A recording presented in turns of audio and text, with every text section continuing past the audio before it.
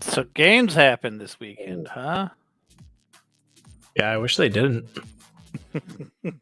Okay, you should not be one to complain about how your team did this weekend.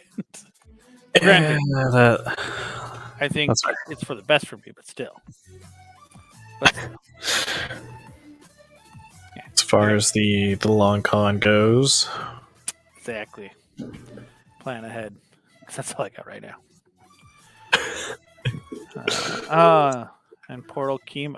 That's why Keem is waiting. He's just actually sitting there watching, waiting for us to talk about this first game. Just because, probably. again, I didn't watch it because I was somewhere I had like no reception. It seemed like it was an ugly win. It was. It definitely wasn't the cleanest win. It was the Thanksgiving game,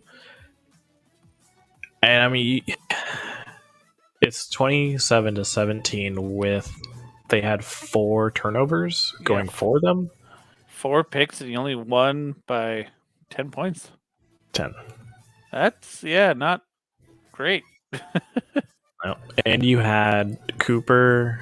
You also had Lamb. You had your lineup Yeah, minus Schultz. lineman. You had everybody. Yeah, you literally have Lamb, Schultz, Cooper, Gallup, Pollard, and Elliott. And Deck. Yeah, that's annoying that, but it's freaking Saints with an injured Taysom Hill. Not even Taysom Hill, an injured Taysom Hill. Yep. Which I saw comments people talk about, like, oh, he's not passing well because he had his thumb hurt. I'm like, no, he's not passing well because it's Taysom Hill. Yeah. Someone asked me, I don't know, I think it was like last week about Taysom Hill. Like, oh, they just play him like because he's not a quarterback. Yeah. He's Edelman. Except for Edelman was like, you know what? I'll transition to receiver. I know where I can do more, whereas Hill doesn't. Yeah, he should. Just should do it. Yeah, he should. Yeah, BYU people though, that's what they do. But yeah, I'm only going off of the stuff I can read since I haven't seen any games. So you got to tell me how these really went.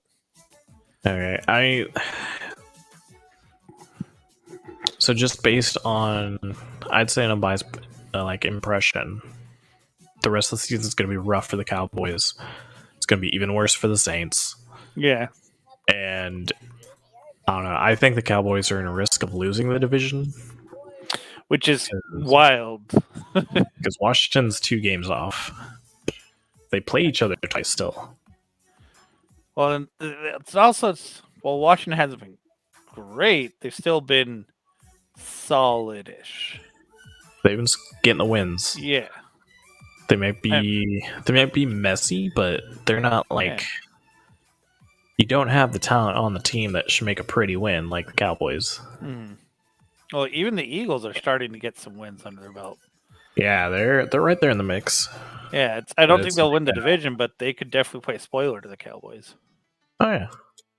And I mean next week, which we can get to that in more in depth later, but that Washington game is going to be huge for just to tell how the Cowboys are going to do for the rest of the season.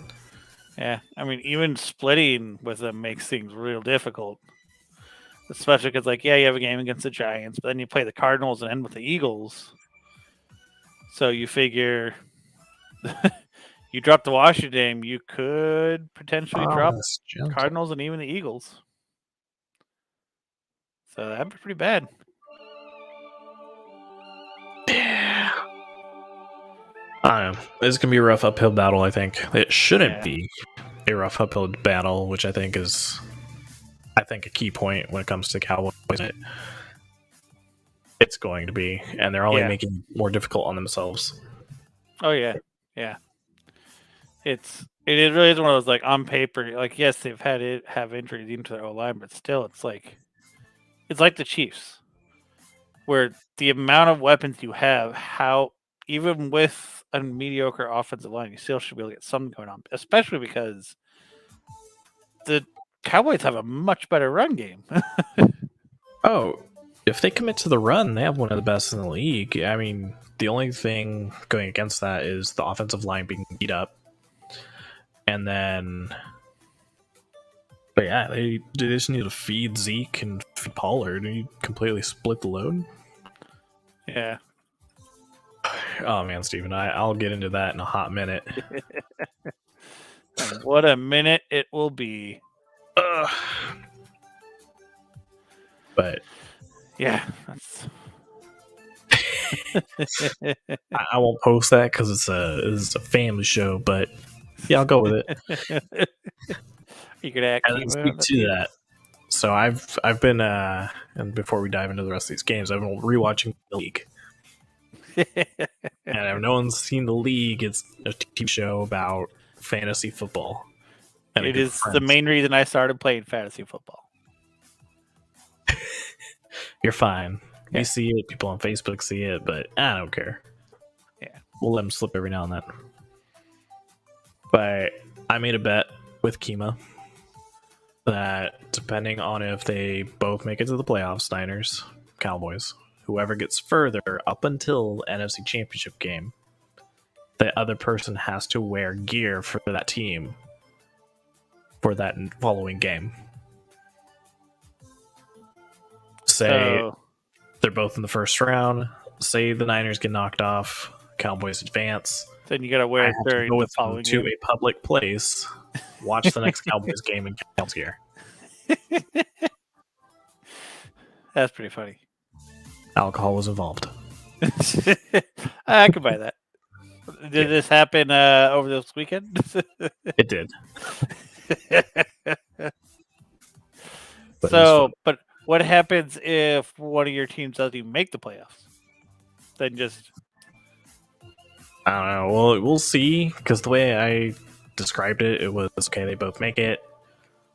Like, he's set that, yeah, the Cowboys will get there. Okay. And I'm like, honestly, they should.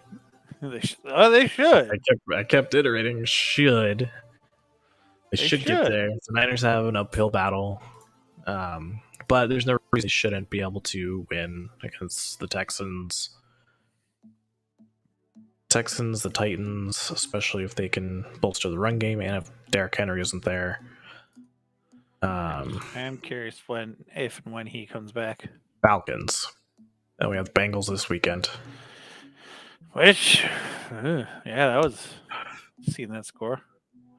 It's a little split, but have the Texans nice after what just happened to them. What happened to the Texans? Oh, yeah. Now you guys gonna play them after that? Yeah. Well, we're playing the Bengals this weekend, but the Texans got worked. Yeah, I mean, Bengals did do much better, but the Texans, 31-0. That's rough. Like, getting shutouts never fun, but especially and the fact that you got destroyed and all they needed was 160 yards from Wentz because Taylor got you 140 on the ground. I mean, that's pretty on brand though. I've noticed just any team that the Colts play that has a mediocre rush defense, even if they're on that cusp of serviceable, Taylor can just run it all over them, and they just hand it off 30 times. They're gonna win. Yeah, in a blowout. Well, it's like that old AP days with the Vikings where it's like you knew he was gonna run. He knew he was gonna run. Everyone knew he was gonna run. The question is, were you going to stop him from running? Then sometimes it's hard with Taylor. Yep, but I mean that panned out how we expected. Yeah, not far off. Yeah. But speaking of expectations, though. Yeah. I mean, but again, Vikings, Detroit. You've heard me here, I have. I mean, I even seem to recall saying last week that I'm not convinced we'll win. I think we'll win, but I'm not always surprised. It's one of those you should. Yeah, but and that was a perfect example of why. Freaking Matt was giving me shit, and I'm like, I was out of town for the weekend, so I don't know till after the game that it happened. But B, it's Why is it's only embarrassing if you're surprised by it and expected otherwise? That's true. Yeah, it's. I mean, the biggest help that came from the game is like Jamal Williams wasn't useless, and I had to like do a late pickup to cover injured running back. TJ Hawkinson's available out there in like a lot of leagues. I feel like he got dropped a lot just for mediocre showings. Look at even up and down. He had a touchdown. So it's like if you're in a PPR league, not terrible. 4 receptions, 49 yards. So it could be worth picking back up. Goff, a horrible stat line. No, I mean he was not that far behind Cousins. Which, when someone's saying, "Yeah, Goff is not that far behind you in stat wise," that's not exactly a ringing endorsement of how well you did. And that's, I mean, I'm looking at it, and it's kind of weird. It seems like because I can watch the Vikings possess the ball the most when you're throwing 40 times, and Addison still has 22 carries. Yeah. Like, first impressions, they had control and just dropped it. Well, it was, they let the Lions just blow them in the first half. Like, you're talking like they only got 2 field goals first quarter, then they let the Lions get 20 freaking points. And this game really was like how older Vikings games went. Like, oh, field goal, you're in a hole. It's like, okay, well, finally we'll start getting touchdowns. And it's like, yeah, they took the lead in the fourth quarter with freaking minute 50 left or whatever, however long it was. And they just went to prevent defense. Apparently, it's like, the DBs are 20 yards off the ball. Yeah. Give it chunk yards. And it's like, no, jam the receiver. Yeah. I saw that against the Niners. Like, just the corner dropped so deep when he didn't need to. And they just left massive gaps just along the sidelines. Yeah. And it's like, of course they're going to be able to drive when you do that. Even in just, There's even one where apparently DB had the chance to tackle the guy inbounds, and he tackled him and forced him out of bounds instead. So, yeah. Like, it's stuff like that where you're like, come on. And especially in a game where Jefferson had 180 yards receiving. And then Madison, your backup running back, still almost broke 100. Crushed it. Yeah. But of course, everyone's going to say, oh, it was all on the defense. I was like, no, because here's the thing. The offense did nothing the first half. That's not on the defense. That's on the offense. Yeah. Like, Bill, going forward, we got, 5 games left? Yeah, I mean, but it's like, okay, they just dropped a game to the Lions. Now they go to Steelers, Bears, Rams, Packers, Bears. Yes, they barely beat the Packers at home. But I'm not 100% confident they'll be able to hang on to. I bet they'll probably split with the Bears and then drop Rams and Packers. Honestly, I could see them dropping Steelers. Like, I would not be surprised if they go like 2, 4, 1, and 5 in the next few games. Steelers. Yeah. But I mean, like, throw something out there that you wish to happen. Put it out in the world. Fired Zimmer. Get fired. Zimmer fired. Spielman fired. Those two, you gotta go. Because it's like, I mean, and that was the other thing. Is like, yeah, we were missing our 2 linebackers, but Anthony Barr already averages like 4 games missed, not played per season, and they were out with Kendricks. It's event, and Barr just got a huge extension. We just extended a guy who has played less games per season than Cook. Ooh. Yeah. Already misses quite a few. Yep. Rough. Yeah. Well, we can stop digging into your pain and get into other teams' pains. Yeah. It's just callous now. This game went how we assumed as well. The Dolphins winning. Yeah. Especially, I don't know. I don't know why they were so cold on 2 at the beginning of the season, but after seeing a couple games, it's like, yeah, they're gonna win, or at least have a chance if 2 is in the game. I think it's because he's kind of like the reverse of Jalen Hurts, where he's up and down, but he's better in passing, but not necessarily as dynamic as above a runner, but still very hit and miss. That and like combined the fact that the Giants were playing Mike Glennon, I'm sure also helped. That gives you giant edge. Yeah. I mean, Gaskins did, nothing crazy. But then Waddle had 9 catch for 90 yards. Yeah, I mean, statistically, it's not a crazy game. It's like, it's not bad, not great, not bad. Yeah, but it's the fact that the Giants only got 3 kicks. So shout out to whoever had the Giants kicker in their fantasy, because that was a fair amount. But good pickup. Yeah. Yeah, we can keep moving because that one's whatever. The Bucks, Falcons. And that one looks like it went fairly close to how expected as well. Yeah, one of two ways: either it's gonna be close or just full on blowout. I went the blowout route. Yeah, mostly after halftime. So that definitely says something about the coaching staff with the Falcons making halftime adjustments. I mean, it's interesting that freaking Brady threw a pick 6. I feel like he's done 3 or 4 of those this season, which is he's thrown quite a few. He's getting a little loose with the ball. I don't know what it is, dealing with something, but yeah, it really just seems like it's not to say that he's not reading defenses as well as he has before, but it's like he's missing things that normally in the past he hasn't. Which, I mean, yeah, he's 44, but it's also, that's really what it seems like. People have been able to confuse him, surprise him, and yeah, a lot of these just have really felt like unforced errors. That's what's surprising to me.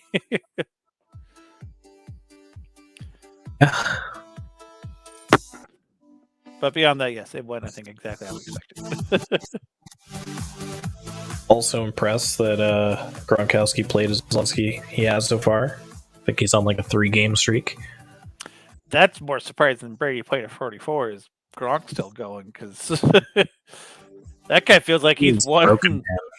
Yeah, there he is. I'm still waiting for him to go like, up there go my spine. I can't stand anymore. We got a number 3. Ooh. What up? Oh, there he is. You're a little choppy. Yeah. He showed up before his internet connection did, apparently. Oh, I don't like that. Hold on, let me fix that. Give me 2 seconds. And you're whopping 0.5 frames per second. Terrible. Hold on quick. Lightning. Did you just upgrade to a 56.6 kilobyte? Is that man, what? Oh my! 256K. You ran out of 0 minutes. Okay. Yeah. Hold on quick. Let me fix that.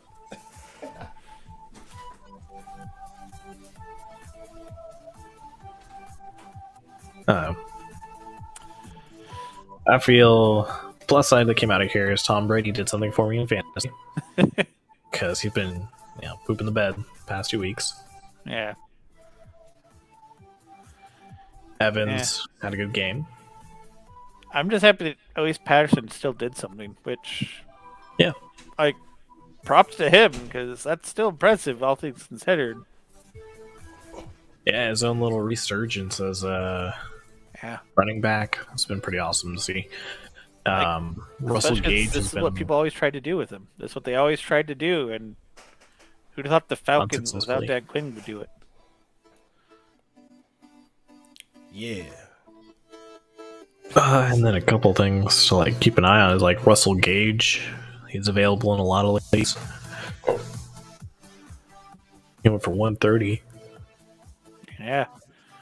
So I mean, are you really willing to bet that Matt Ryan's going to be able to pass like that?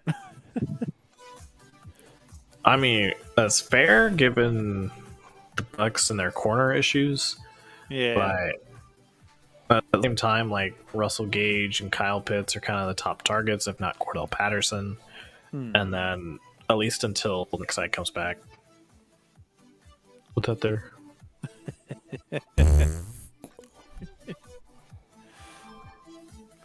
Gross. Look, just because your team also underperformed doesn't mean you got to dog on his team underperforming too. Okay. Hey man, sometimes in life. But right now we got dubs, so that's what we going with. I mean, yeah, but Nope. you guys barely got that done, man. What Dom say? It don't matter if you win by inch or a mile. Winning's I mean, for tie-breaking purposes, it does. winning's one. Winning it is winning. I mean, if you want, we could backpedal to that real quick. Yeah. Because we touched on that. Like, Yeah. The you injuries? guys are entering. Those injuries. Like, because here's the thing. You guys Let's had your whole team. shift this. Except for what? Your O-line was hurt? O-line. Yeah. Oh, you talking about y'all? Yeah. I was like, No? you ain't got a lot No? of we're talking injuries. about your team? You got some injuries on the O-line. Yeah, but like, And that's apparently really affected you because you had everyone else back. we're fine. We'll be fine. You should be fine. Yeah. We will be fine. The Cowboys are the should team. Yeah. They've honestly the past 10 years, but definitely this season. Shh. We'll be fine. You should get to the playoffs. Yeah. We will be fine. Well, I appreciate this whole, like, put the good energy out of the universe, shit you got going. I'm not listening to y'all. We're gonna be alright. We'll just let them bathe in the W. Fine. We'll move to hey, another fun one for him to talk about, which is the Eagles Jets. Yeah. The Minshew mania. Freaking Goddard and Smith, man. I'm mad about that still. Hey man, as long as we on top of the NFC East, we good. You know, 2 games. Are you guys go by the Doesn't NFC matter. East again? Doesn't 'Cause matter. For sure, see, feeling like the NFC East again. Doesn't matter. Still in the playoffs. East. I don't know what that means, but I'm gonna take it as disrespect. Truth hurts sometimes. Truth hurts. What truth? What does that mean? NFC Easton is NFC Leaston this year. That's not what he said. Eh. I'm pretty sure he's gonna type it now, though. He's got to spell it out for you. Yep. Yeah. Yeah. I mean, I think it must be something about Eagles receivers in fantasy because I had the same problem with Deshaun Jackson, where whenever I had him on my roster, like playing, he did crap. But as soon as I put him on my bench, he'd go off. And now this time it's Devontae Smith. I mean, it's hard to predict anyway, too, because it was a QB change. Yeah. So, yeah, with Hurts and Devontae Smith is look 1 and 2 and 3. With Minshew, you don't know. Yeah. So It also didn't help that I Goddard. literally picked up Goddard last week because I had Kelsey on a bye. And I was like, I ain't going to worry about dropping him. No, I mean, there's a strong possibility of that. What messed me up was who was that? Logan Thomas is done. That sucks. Completely sucks. He was definitely on my tight end roster. So now I gotta figure something else. I didn't hear about that. Oh, Logan Thomas? Oh, Yeah, I didn't hear he got knocked out. Yeah, that's why I dropped him. He was in my Yeah. IR slot for a long time. Yeah. And I'm like, this isn't even worth it anymore. He's never coming out. Came out for 2 Can't games. trust you anymore. I mean, it hits that point. Yeah, it does. It does. Yeah, I mean, it's also kind of sad, though, too.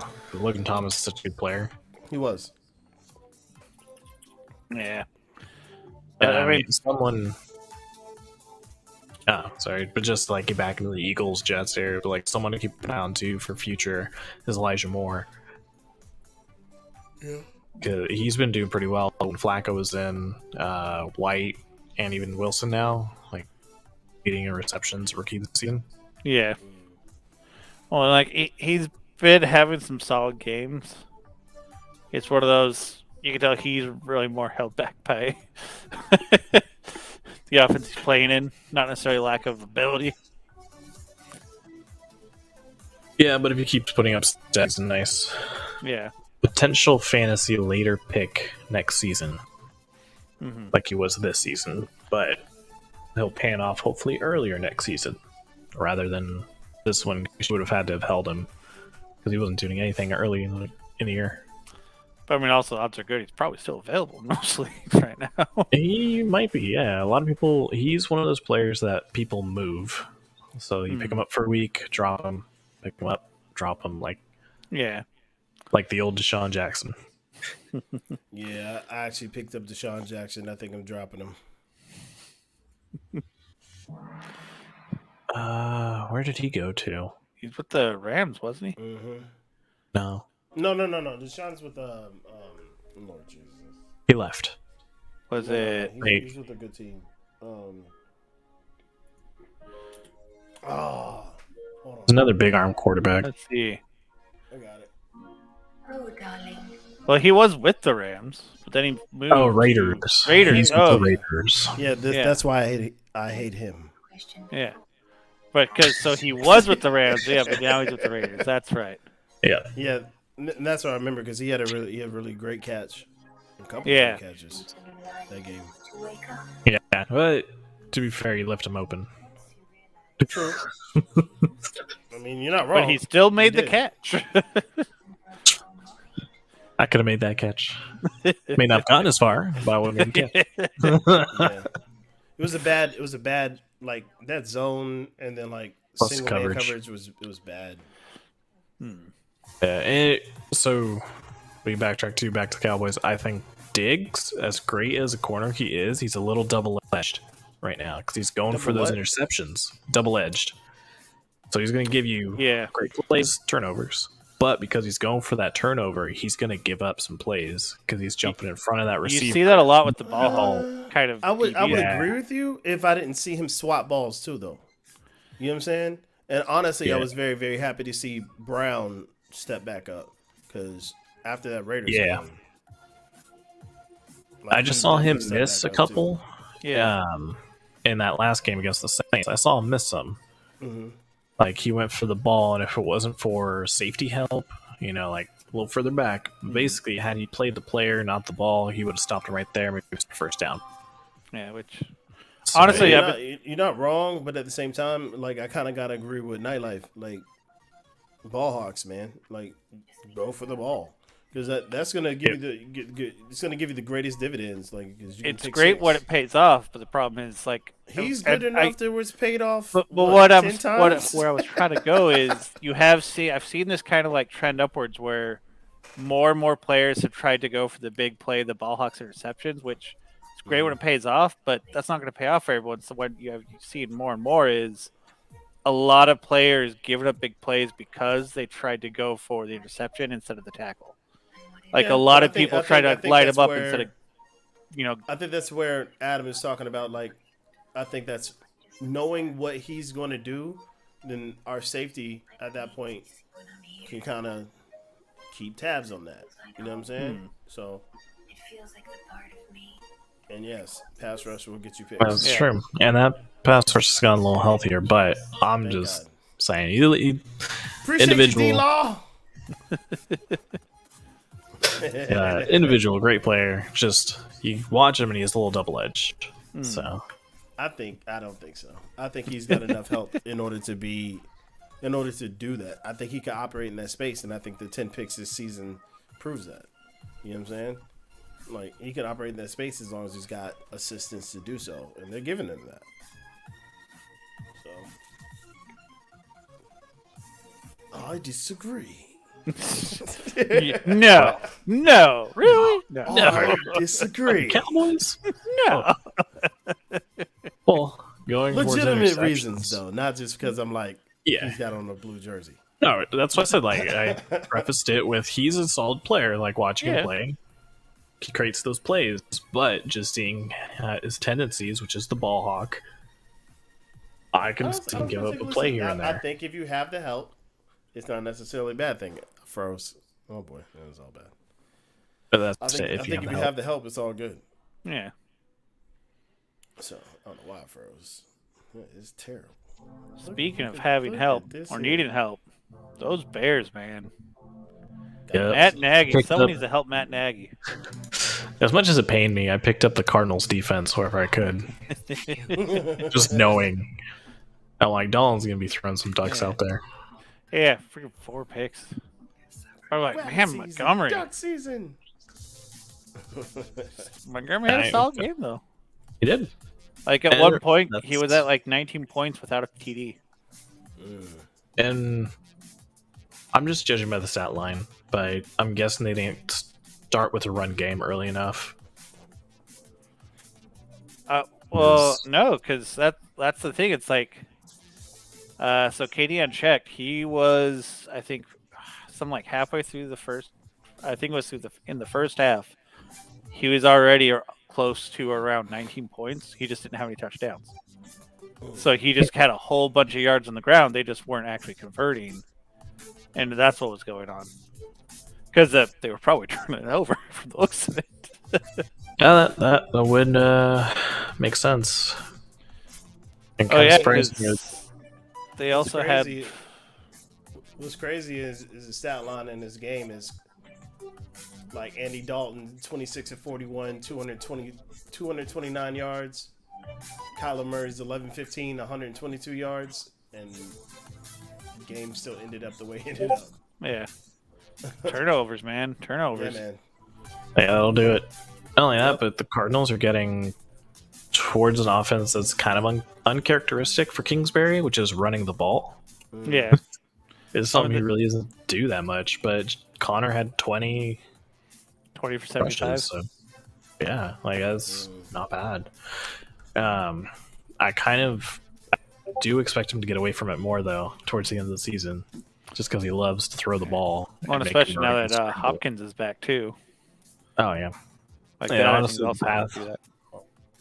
the passing game is kind of nothing without Hopkins. Yeah, like it's been an okay passing game, but Hopkins is definitely a difference maker. But again, of course he is. It's freaking Hopkins. It's like saying Michael Thomas makes your passing game better. Well, duh. He is the passing game. Something about that guy, Michael Thomas. I don't know. I don't know what it is. But I mean, at least some like positives as far as the Bears can pull out of this is that they might get what they want, which is Nagy fired. So. Yeah. I feel bad for Nagy, bro. I'm not gonna lie. I always feel bad for I do and don't. I do and don't because he started off so well, but the moment he won that Coach of the Year, he became very arrogant, made poor decisions, stuck with them because he was Coach of the Year, and like held that up on a fucking mantle. Yeah, but let's be real, they haven't recovered since that double doink. They have not been the same since that double doink. Yeah. Why do I feel bad? Because I always feel bad for head coaches, man. Because sometimes, other than Nagy, they get bad raps. A lot of times they get a lot of bad raps because of bad decisions from their offensive coordinators, defensive coordinators, and just bad decisions. So or sometimes they're just in a crap, like taking over for like the Lions or the Jets or something where it's like, you're going to be struggling in those positions. Yeah. To me, Nagy is one of the worst, just because you kind of see it in the players. They're doing their job, but they're not really giving that extra effort for that win. It's not no heart in it. Yep. Exactly. Yep. It's just a job. Yeah, that's fair. I mean, both these two teams in the next game, though, they definitely have those tendencies, though, with Chargers and Bengals, where some games the team just doesn't show up, man. Yeah. Exactly. I don't think they want to play for him anymore. Hey, I was happy. Cooper Kupp did well. He did all right. Scrub, you're jumping ahead. You skipped the game. You jumping ahead. No, we're on Chargers Bengals. Chargers Bengals. Google the list. Sorry, my bad. Good. My bad. Yeah. Oh yeah, got it. Skip ahead. Just when Keenan Allen starts getting really putting things together, he goes and lands on the freaking COVID list, man. Which, if I needed wide receiver help, Mike Williams would have been the guy to pick up. Yeah. But who knew that though? Yeah. 5 for 110. Yeah, but who knew that though? Like before the game, if I was like, "Hey man, go get Mike Williams," Oh yeah, you'd have been like, If you tell me that, yeah, Keenan Allen's out, yeah, Mike Williams. Well, Keenan Allen actually played this game. He got 2 TDs. Did he? Yeah. "Yeah." Oh. He only had 34 yards, but he got 2 TDs. 534. Yeah. Yeah, but he's now out after this game. They just announced he's on the COVID list. Yeah. So now go get Mike Williams because apparently he's going to be their number one. But it's like the Bengals, man. They have been. They started out like really solid, but then they've just been hot and cold this year. They really have. But I'm looking at people like T. Higgins because I actually got him on my team. 9 for still solid. 38. Yeah, and with the loss, like it's crazy. I mean, even Boyd actually got some points, which Boyd hasn't been getting as many looks. Yeah. Even so, really, their top 3 receivers didn't do absolutely horrible. Yeah, they did pretty well. Put that up there. Only 1 TD though. In the whole receiver core. So yeah. No, that's not a Romo's jersey. This is a Sandman jersey because that's my name. Cue some joke about is it because you're always so sleepy like Romo? That's what I expect him to say. No. No. That's what I was expecting him to say next. Wait, yeah, we got to see the Bengals. But Bengals. I am curious to see if Higgins or Boyd leaves. I really am. Just because. Me too. Like next season? Those are 3 guys who all could be number 1 on a team. There he is. What's up, terrible? You know what? I think that joke deserves a round of applause. That's horrible. That is Troy Fakeman. I like it. Nice. So, just kind of ahead of things, pulled the same. I just want Matt to keep that same energy. Oh, he will. That Chiefs game. He will. Yeah, he will. Inside like David. Yeah, trust me. I know this kid. Like, dude, his doggies could get run the fuck out of town. He'd still be getting this kind of energy. I mean, there's a difference between keeping that same energy and talking about your team that got spitting. But we're gonna leave it alone. That's why you just gotta be like me and have no shame, because then it doesn't matter.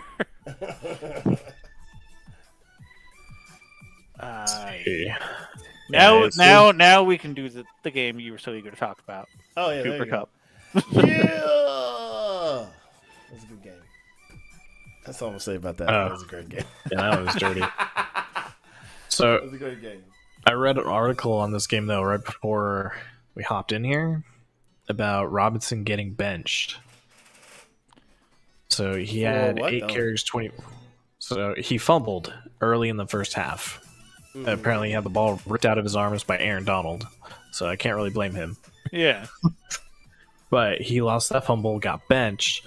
Myers, after the game, said it was due to injury. Said because he has an issue with his heel, an ankle. But he played in the fourth quarter in garbage time. He got like 2 carries at the end of the game. Yeah. He doubled back recently and said, "Oh, I actually don't have a hand in that. It's the running back coach makes that call," and he benched James Robinson because James Robinson outright said, "I got benched. I was waiting to go in." So let me get this straight. The head coach says he doesn't have a hand in what players get benched? And he said that he's going to start call BS. Making those decisions more. I'm going to go ahead and call BS. Yeah. This is what I got to say to the head coach. Come on now, really? I mean, don't worry. People already say that to him after that whole incident in Ohio. Oh, yeah. With his... Yeah. Night out on the bar with someone who was definitely not his wife. Yep. After getting his ass kicked by the Bengals. Yeah. Ooh. Honestly, he got saved by freaking Gruden because that was literally like the following week when that scandal broke. So everyone stopped talking about what he was doing.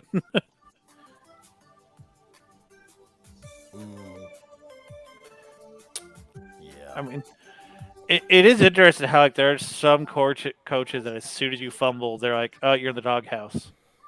For most players, like they're like the superstars. They tend to make exceptions, but some Here's the thing coaches, that I as thought soon that as you was fumble, interesting about fumbles. Since we're gonna talk about fumbles, I know we ain't got there yet, but a man who's known for fumbles fumbled as soon as he got back in the game. And yes, I'm talking AP. I was like, oh yeah, really? The goal line fumble, yeah. I mean, Like, It's fun. oh my god. yeah, that's very on brand for that dude. But I was like, but here's the thing: if you talk to anybody about him, they say he has one of the strongest Yeah. handshakes ever in life. So if you got that much hand grip strength, you can't Apparently, the hold problem's his the biceps ball. or something. Good lord, bro. Yeah. Either his biceps or maybe his hands aren't big enough, so he has like a Yeah. death grip on it. And you know, like if you ever Hilarious. palmed a ball like a football, Yeah, like you're holding it real tight, one solid little hit and it just kind of slides out. yeah, that's true. Yeah, but So I'm whatever, like wondering he if is, that's thing. and honestly, that is easily it. Like that's really you can say that probably the only real weakness he's always had was that dude, man. And they But always seem to come in the worst times. I'm kind of really confused about like why the ball is not being held the same way anymore.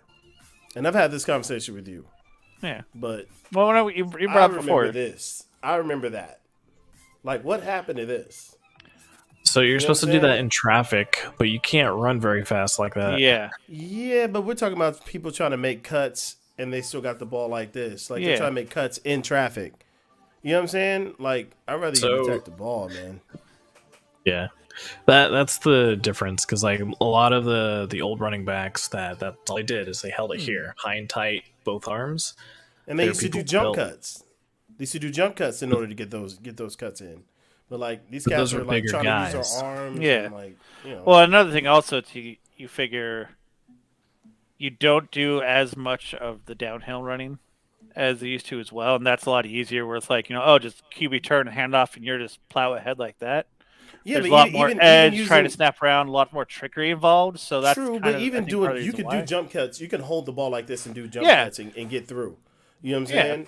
And like once you have open space, then bring it here and get it. Yeah. But I feel like they're not really holding the ball right in traffic nowadays. Now that is coming from a armchair running back. That's fair. It's okay, but at the same time, you're not getting this ball. You're gonna get this ball. That depends a lot on the coaching. Yeah, True.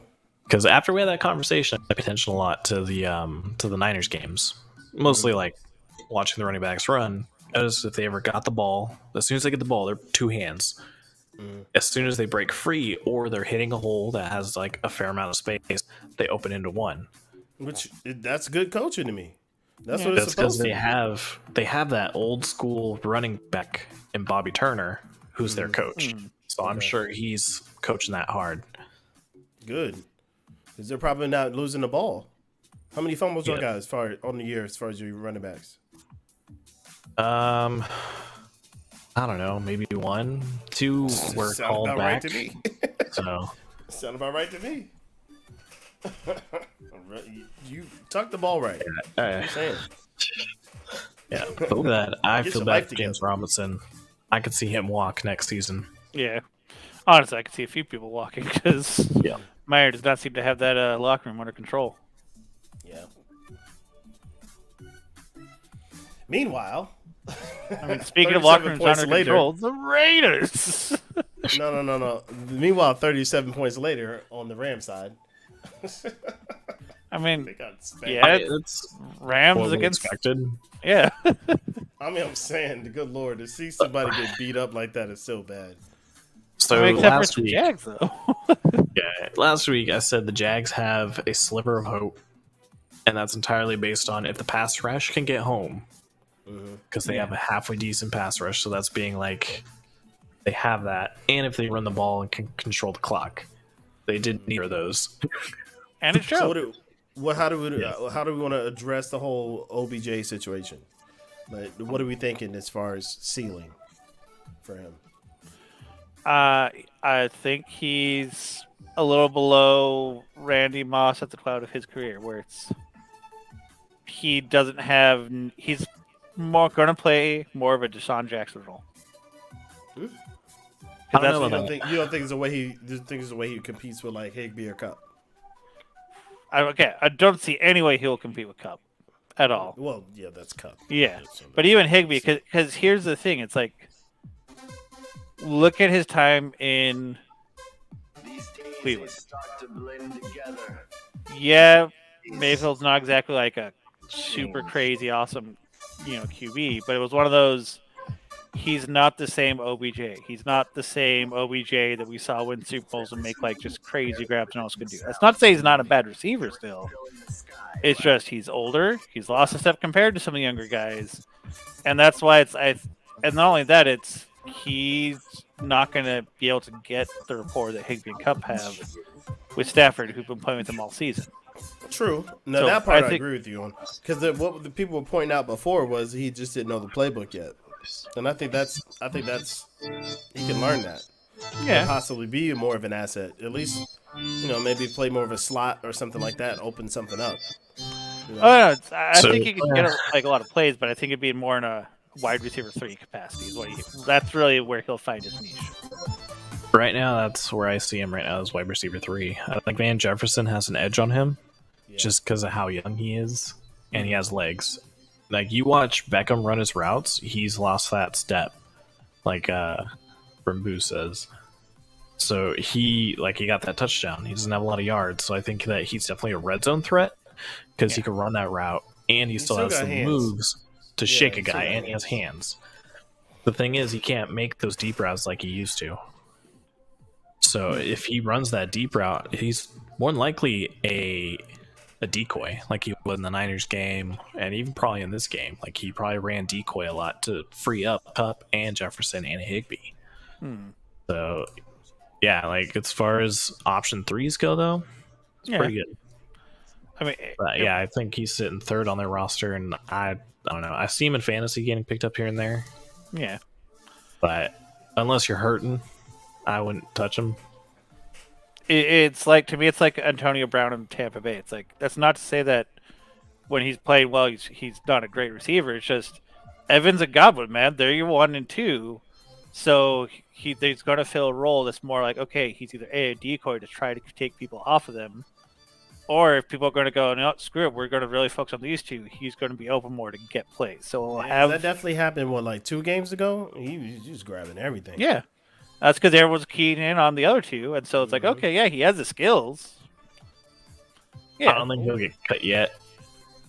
Just because they doubled down on his comments that, like, nah, his vaccine card was legit. Like, Tampa Bay made that statement. Like, they're in Florida. They don't care. Yeah. But AB's probably in a better spot than Beckham as far as abilities go. And Brady likes to throw it to him. Yeah, but I think that's the role he has to take at this point. He's not the number 1 option at this point. There's way too many younger guys who are just, if not more than talented on most teams. Yep. Wait, this is what I gotta say to that. Hold up. I gotta say this to that. Yeah. Give me that. Oh. Oh. So do you hear me doing that? That's what I'm doing.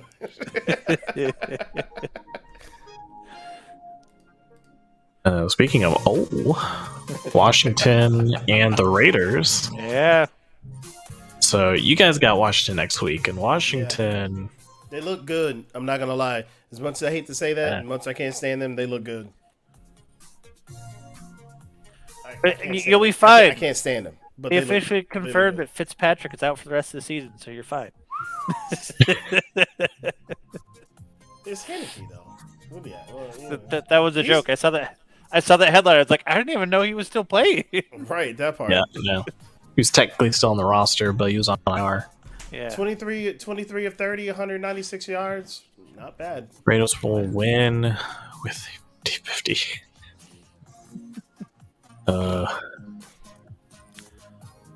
Yeah, but I'm a bit impressed with Washington. Yeah. Antonio Gibson specifically, and scary Terry McLaurin. Yeah. Well, they have some good playmakers, man.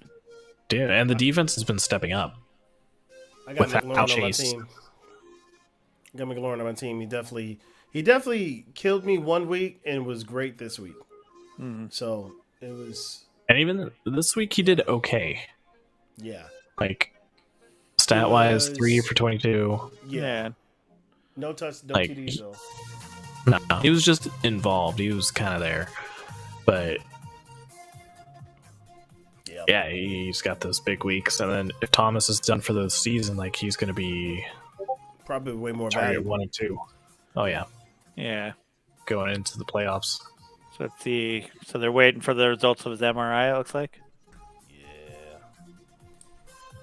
Oh, did something happen to McKissick as well? Apparently he was questionable, it looks like. Yeah, they're a team that's like offensively they had a lot of surprisingly good players. And Heineke was really he was managing games. He wasn't gonna blow the roofs off you, but he was doing enough. They've really just seemed like a team who's been having to overcome constant big injuries to key players. Like between using Young, Thomas, anywhere from half the main receivers or running backs get hurt. So the amount of injuries they've had to overcome is really impressive. They're still hanging in there.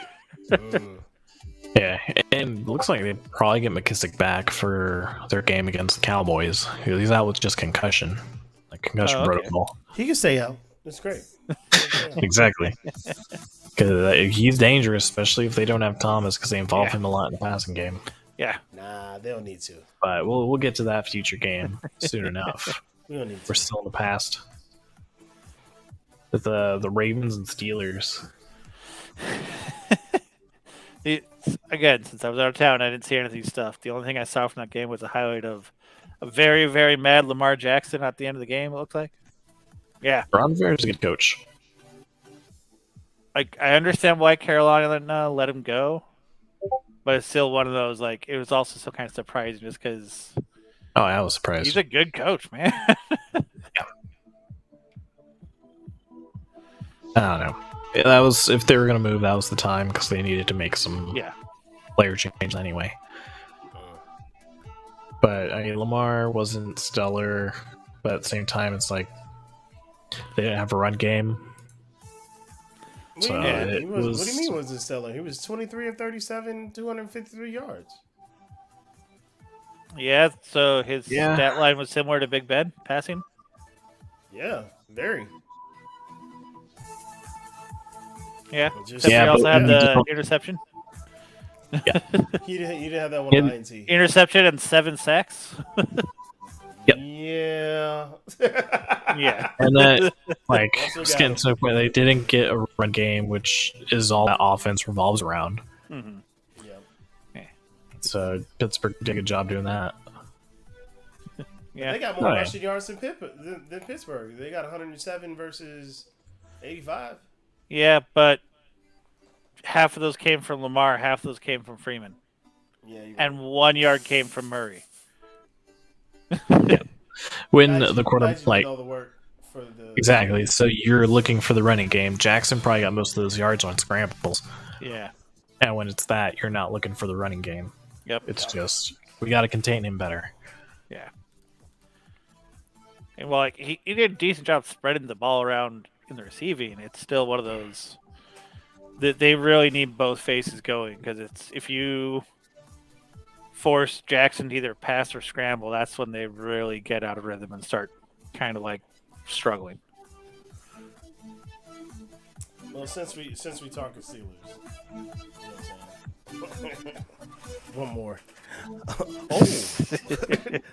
Oh.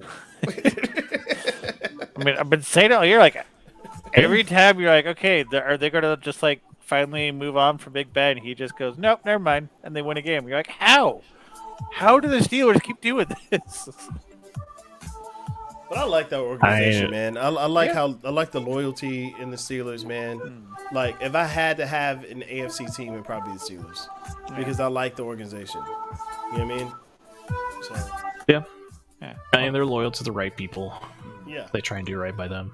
They absolutely do, even after they stop playing, which I think is amazing. Yeah, and it does reflect back onto the players like TJ Watt. In his contract dispute, his agent tried to get more money because he's like, we can get more money. Like, let's just hold out. We'll get you more money. So he said, no. Went in. He went to the owner himself and said, hey, give me that first offer you gave me, which made him, of course, still one of the highest paid defensive linemen in the league. And he took it. So he went over his agent and was like, nah, I'm taking that deal. Yeah. I want to play. I mean, I don't know if I agree with that. I don't know if they're going to. Yeah. Because who are they going to replace him with? Ain't nobody coming down the pike. Yeah, they said that was the last one. They're going to replace him with the deck. With a what? It's Mason Rudolph. They call him the Duck. I heard the nickname. Duck. I heard Duck. That seems like a bad idea to me. Like, but right now he's number 2 on the roster. Yeah, and he is, and that's why it seems like a bad idea to me. Like, I'd be like saying, like, yeah, we have Daniel Jones as number 2, and that's who take it over. It's like, really, that's the guy you're gonna go with? You've already seen what you got in him. It's hit and miss if you're lucky. Like, yeah, even with his age and injury history, it still feels like their ceiling's higher with Big Ben than it is with Mason Rudolph. I don't know how that is, but it just really does feel like that. I do agree with the second part, though. I don't think Tomlin will leave there until he leaves the league. But that's the cool part about that team, man. Yeah. Like I think he would. Now he's not completely absolved of having such a horrible enough season to get fired. I don't think he's bulletproof, but I think it would take a lot. Yeah.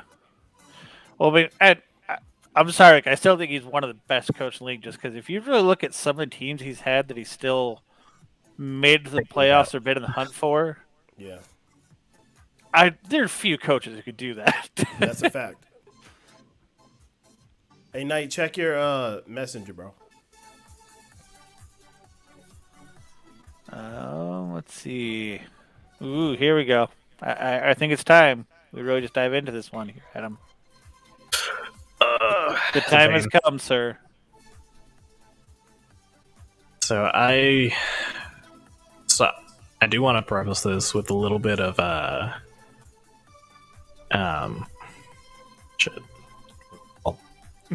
conspiracy. Conspiracy. That's not the turn I was expecting. A little bit, just with the league in general. So you posted in our Discord not that long ago that underdogs have a higher win percentage this season. Oh, yeah. I think 53% versus 44%. Yeah. So I am kind of curious because finding out that I realize refs aren't permanent refs. They're season to season, and then they work a real job. Hold on. Are we going to really talk refs to a Cowboys fan? I think I see the direction he's going, so it's not the direction you think. Just okay. So it's people, in basketball have been caught for this, gambling on the games. I'm wondering also if organizations are gambling on the games because the NFL's endorsing gambling now with Caesars and everything else. Odds, DraftKings, they're full on sponsorships. The thing about it, the points, the swing on this was 9.5. On this game, they missed 2 very key calls that gave the Seahawks, I think, 14 points. They also missed, or they still had to score those points. You know what I'm saying? That's just it. they would have been called back. One of them was a hold. It would have been called back, but it was a touchdown instead. They negated points, or not points, but yardage, a major play for the Niners for a hold that even the announcer said that was ticky-tacky when all the defensive lineman did was put his hands up. That's all he did. He didn't struggle. He didn't shift body weight. He just put his hands up. Exhibit A. Last week's game against the Raiders. And I'm done.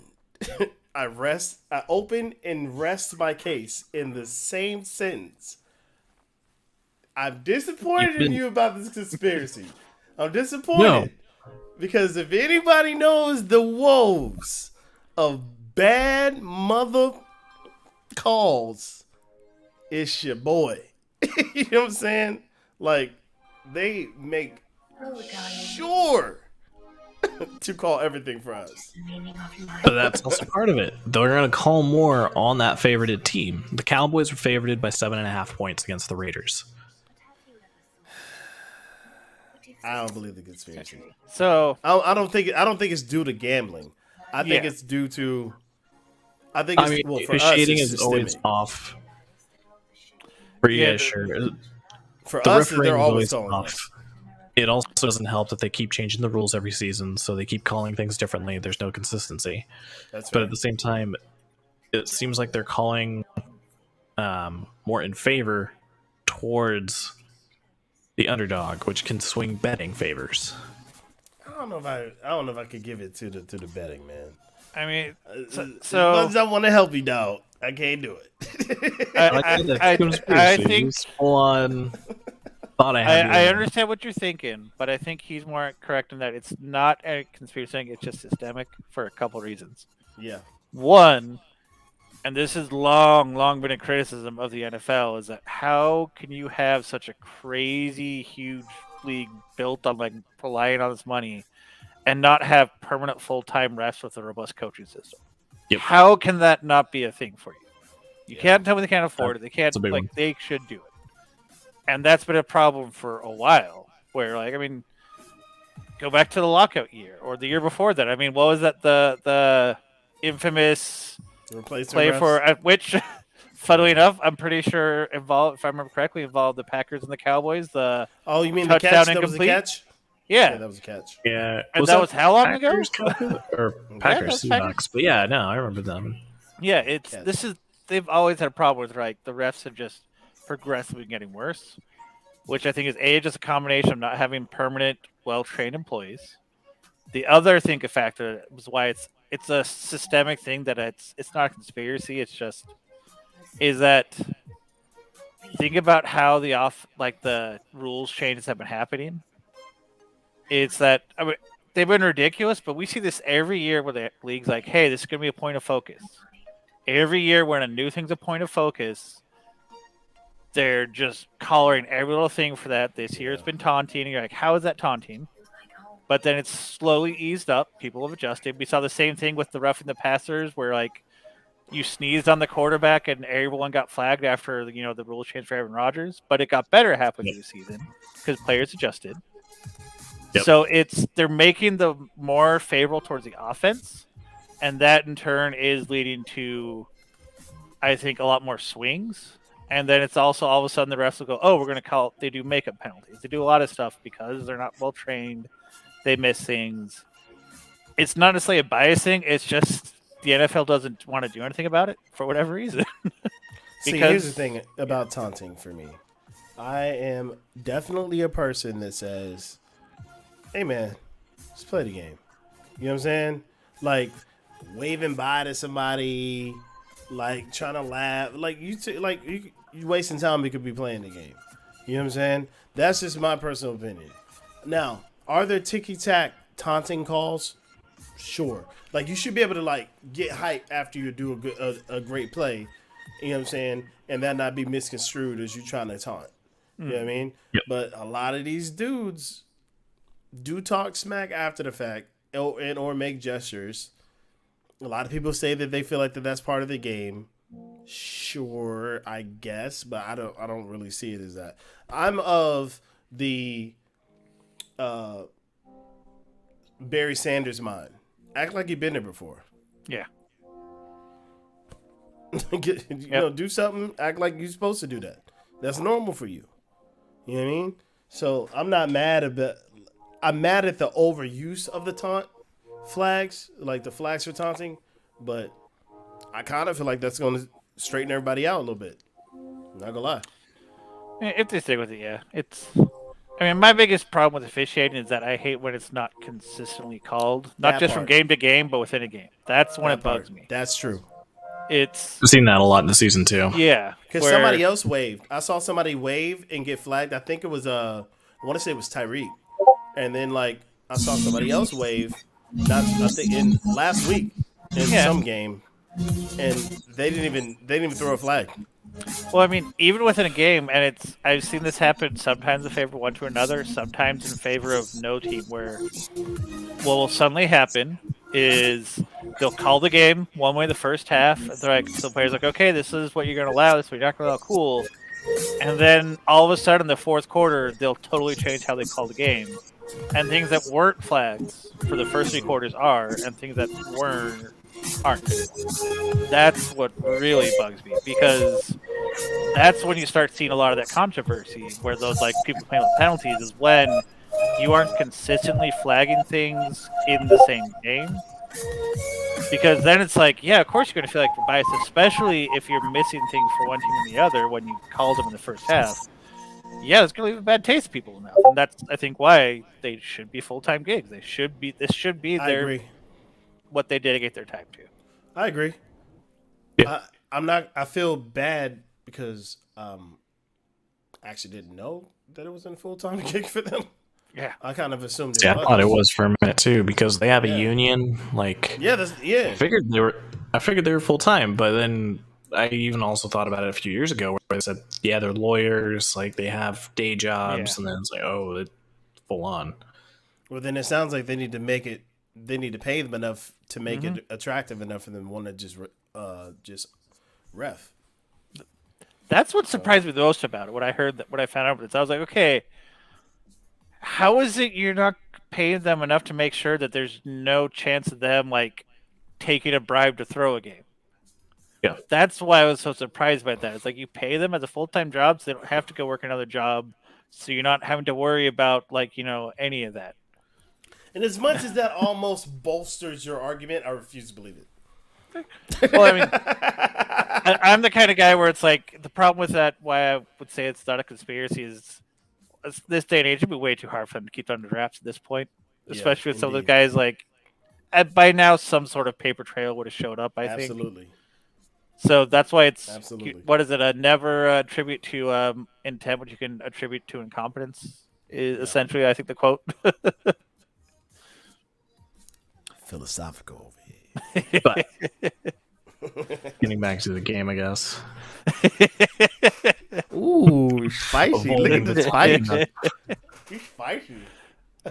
I mean, there were some positives. I feel like Elijah Mitchell, George Kittle went off. Full-time job is the issue. I mean, yeah, it should be the focus for them. Yeah, but what lawyer is going to be like? All right, I'll see you later. Okay, it's got to make sense. It's got to like monetarily make sense. Yeah, you know what I'm saying. No lawyer is going to be like. Sorry, I am just now seeing Kittle's stat lines and saying, "Oh yeah, had a good game" is an understatement, man. Yeah, great game. 9 for 181 and 2 touchdowns. That must be like what 40 odd points in the fantasy or something. Minus the 2 interceptions, Jimmy G had a decent game. Yeah. Yeah, but I mean those interceptions, at least one came, at a bad time. Like they were moving the ball, and it's like really gonna it just derailed a good drive and messed up your rhythm momentum. Yeah. He said insurance salesman. Basically, what it is, though. Yeah. That's hilarious. I know it's true. That's why, but I didn't know that was the gamut of jobs that are like also refs. Yeah. Lawyer, insurance salesman. It's even crazy that they have a development league because development refs will ref at the college level. That's crazy. It's just not a So very then good it sounds training like a real program, job now. They need to make it a real job. Yeah. I mean, it's the NFL. A real job means real paycheck. So I think, especially because most of these games come down to refs, they should be pretty well paid. It should be at least a 6-figure job. Should. Yep. You know what I'm saying? At least close to 6 figures at least. You know what I mean? The ball boy gets what, 50? I'm just saying. But then at the same time, like, if you're making 6 figures working in the NFL, are you really gonna not go do your normal job in the off season? I mean, You don't have to. With that? You don't have to, but if I'm making that much You don't money and I have only to, work but- like half the year, You make some more. yeah. But also Look, it's like teachers. Though. I don't fault you because money it's money. You also gotta think like it's not that like, oh, they only work half a year. It's like that the other half of the year is like, okay, here's the rule training, like changes. Learn that training programs. That's what they should be doing the other half of the year. That's so that it is a full-time job. Yeah. All right. So apparently, most NFL referees do make enough money to work just as a referee. They make about, because they don't disclose their numbers, $205,000 a year. What? Oh my God! Sorry, that was loud. That's a cushy part-time job right there. They're also paid per game. So they pay NFL referees are paid a per game amount. So I guess it's also probably how good of a referee you are. And they also get a substantial pension plan on top of their flat fee per season. Or So they they get announcer paid? jobs like Gene. Like the Fox guy and stuff. Yes, yeah. Why not? I did not know they made that much bread. Well, that's just it. That's like the average. So there's guys making a lot more than that.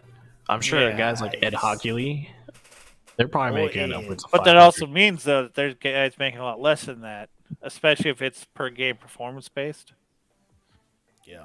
Yeah. Yeah, because if I remember right, both teams grade the refereeing staff after each game, and then that can also But determine how biased if is that though? Yeah. It can be, but I'm also very sure the NFL reviews it themselves as well. Yeah, but we've seen how good their reviews can be. So Facts. Yeah, I don't care. But Independent apparently, third-party like, review. each one has a grading. I would hope so, but I doubt they'd pay for it. I mean, they pay $200,000 for a rereferee. Come on now. Well, yeah, after the close, I referee for that for all year. yeah. Don't worry about me going nowhere. 200,000 to ref? Oh yeah, And yeah, I'll go stand in like a snowball game for 5 hours every like other week if it means getting $200 a year. Love it. Yep. Love it. Yeah. I mean, No, he's yeah, right you're there. They're not. They should be the absolute experts. Like, they should know the rule book better than Bill Belichick, but they don't. I'm not gonna lie. That's fair. And honestly, it feels like they're making up stuff as they go. They're having these long conversations now. Yeah. And they're like trying to figure stuff out. And then they're coming back with like super BS calls. You're like, or they're like no flag on the play. yeah. Oh yeah. So then why'd you throw the flag in the first place? You know what I'm saying? You're just slowing the game, You're slowing the just momentum looking for down. something. No, you're slowing the momentum down. Well, no, yeah, because it's a free rest for whichever side. At the same time, it's like, I don't know. I feel like those flags are just, they're looking for something. I think they're influenced too, because how many times you see people on the teams go, Yeah. Yeah. so you know it's you know what You're not wrong. You're not wrong. What are we doing? There are definitely more than a few huddles like, That's why that one commercial was hilarious. I'm about to go find it. yeah. I'm about to go find that commercial. Was that a Geico commercial? Yeah, it was a Geico commercial. I think so. Hilarious.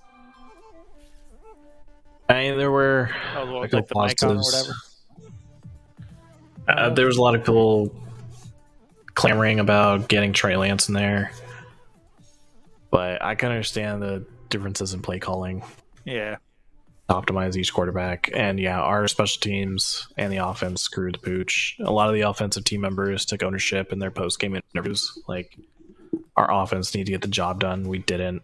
Even on defense, like Bosa said, we just dropped the game. Like, yeah. And then saw a screenshot of Shanahan because I missed his post game. Someone said that he looked defeated. I think he looked pissed. Like, probably some overlap there. Maybe a little bit, but I think he was more pissed than anything else. I mean, but it's also possible. Like, so I'm just looking at the play-by-play. So you guys scored 23 in the first half, and then nothing in the second half. Yep. Including giving up like a safety, a fumble, interception. Yep, that was good. So I could see it be one of those like angry, defeated things where it's one of those like, because as a coach, like the reality is like, yes, you get a lot of blame if you don't have a good game plan, don't make adjustments. But there is a certain point where it's like, as a coach, you can only do so much, and the player didn't execute. And where it's like, what was like, it's got to be tough. Where if you feel we had good practices, you feel you guys are ready, you coach well, you have a solid game plan, and players who can play better don't execute. That's just got to be like crushing. What more can you do? Yeah, it started to feel a little dirty too, because like towards in the fourth quarter, Elijah Mitchell got hit and he fumbled. It got called back because his knees were down. As he was down on his knees, he got hit by a Seahawks player. The image shows that he got elbowed in the head. Like, he straight hit him in the head. Will he get fined? Probably not. But now he's in the concussion protocol. Apparently he was fine, but then he showed symptoms on Monday.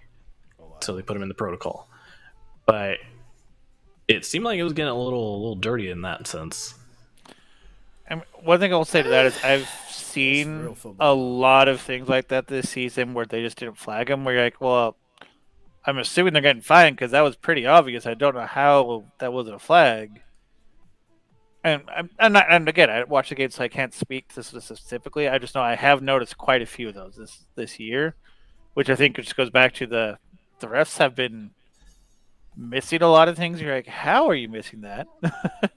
But I will say though, there's also been quite a few times where I like, wow, how do you not throw a flag? They show the replay, especially times from the ref's perspective, and I'm like, honestly, I'm surprised they were able to get that flag right. Because when they show from the perspective in real time, you're like, that is really hard to tell. You can see that, yeah. Yeah, so I do have to recognize that they have their moments. Have a hard job. Yeah. They definitely have a hard job. But at the same time, it's like he's out in the open. There's no other players obstructing the view. You just see the one guy just take a shot, and it's like, not like I'm not clamoring like, oh, where was the flag? There should have been one, but more like, where's the player safety? And it's like, you're really going to do that to another guy. I understand stopping him, but he's on his knees. You could just wrap him with your body, and like you're coached to do. But instead, you're going to throw an elbow. I mean, I'd argue that they're coached to do that anymore because it feels like everyone tries to do the big spear hit tackle with their shoulder instead of actually like wrapping them up anymore. It really feels like no one does that anymore. I mean, incapacitate somebody or actually try to wrap them and risk your arm sliding off. You know what I'm saying? So, and you can't use your crown of the helmet anymore anyway, so. But that'll knock you out, so. Yeah. True. So it's out to play. Dude, the crown of the helmet one drives me crazy because they taught that when I was in high school. Here we go. Oh, this one? We need your audio. No. I'll get it. Yeah. Why can't you hear it? You should be able to hear it. Nuts. Have you tried turning it off and on again? Yes, I did. YouTube Premium. Oh, there we go. That was me. Yeah, it was him. He had you going. YouTube Premium. That's right. YouTube Premium. So why aren't you sharing your screen if you're the one who has the audio working? So I'm setting it up. Setting it up, man. Just setting it up. Yeah, It's not working. it really does surprise me someone like the form I see when I know they've been teaching it differently since high school for like 30 years. Did anybody catch that play? No. Okay, we're going to act like we're debating about it. You two do the bouncy football thing. You rub your head like it's a real tough call. No, that looks like you're having a migraine. I'm going to break the huddle confidently, and we're going to call it incomplete. Your mic's on! First down! Yep. Yep. Sounds about right. Yeah. It really is crazy on how the people play. Yeah, I think he just called a delay game on you, not having your audio working there. I'm really trying to figure out why that didn't work. But anyway. Yeah. Either way, hate Seahawks. I'm gonna forever hate them. Don't be Like, mad. games aside, the fan base is pretty trashy. Like, there's some good eggs out there, but I'm sorry, I got fired up after I saw the clip of them throwing food at Bowman injured, and I was like, "Oh right, they're horrible people." That's fair. That's fair. I get it. Okay, so but that worked. There we go. Yeah. Apparently, just YouTube doesn't like you. Yeah, apparently. Broncos Chiefs. I got something for you. Big shouts out to the Hate Russ. That's surprising to me. Ooh. It's hard to hate Russ. Seahawks. It's hard to hate Russ. I don't hate Russ that much. I hate him for winning, of course, but the fact that he wants out too, like. It's been a while since I've seen a hot take like that, but hate Russ. That's surprising to me. Yeah, that's hard. Russ makes it hard for you to hate him. Yeah. He really does. Like, because he's just a good dude. You know what I'm saying? And my wife, on the other hand, thinks it's an act. She thinks he has skeletons hidden in his closet somewhere, and it's just an act. I mean, Watson was a good dude. Well, but like, That's messed up, man. yeah, like everything I've seen about Russ is he just seems way too awkward and goofy to be like some like super awful person in the back. Like in the back, he just seems like he's just like a weird, nice. He seems like a nice person. He's not mean. He's not malicious. He's not like schmarmy. He's just seems nice. like a nice guy. Yeah, he's just a nice guy. He's not gonna rock the boat. He's just kind of there. Very milquetoast, you know. Hey, can I give a real NC quick State. shout out? Right now, we're rocking King Slayers Radio. Big shout out to Steve Skyline. 24 hours of beats. Just go to King Slayers Radio, type it on YouTube, study to it, do whatever to it, clean to it, cut your yard to it. King Slayers Radio is always on 24 hours. So big shout out to them. So we rocking them right now in the background. There you go. I didn't realize he played at NC State. I remember when he played at Wisconsin. Wisconsin. Yeah, Drafted from. I love that. Wisconsin. Wisconsin. I love that accent. Midwest. Yeah, man. It's hilarious. Like it, especially when you go up there. I went to Minnesota one time for work. Yeah, they sound exactly like the stereotypes, man. They're like, "Oh, holy buckets, don't you know? Yeah, we're gonna go out to the bar. You want to go get a drink with us, man?" You betcha. I love it. I love that accent. But yeah, Chiefs Broncos. Broncos got beat up, and of course he's probably off doing dad stuff, so he thought he heard him. Oh, Yeah. Nah. And it seems like, surprisingly, it's due to the Chiefs' defense. Because, I mean, really, their offense wasn't the Chiefs' offense. It was, like, average, good. Yeah, Yeah. 89 Hill rushing, was the 184 receiver. passing. Jeez, yeah, that's real low. Yeah.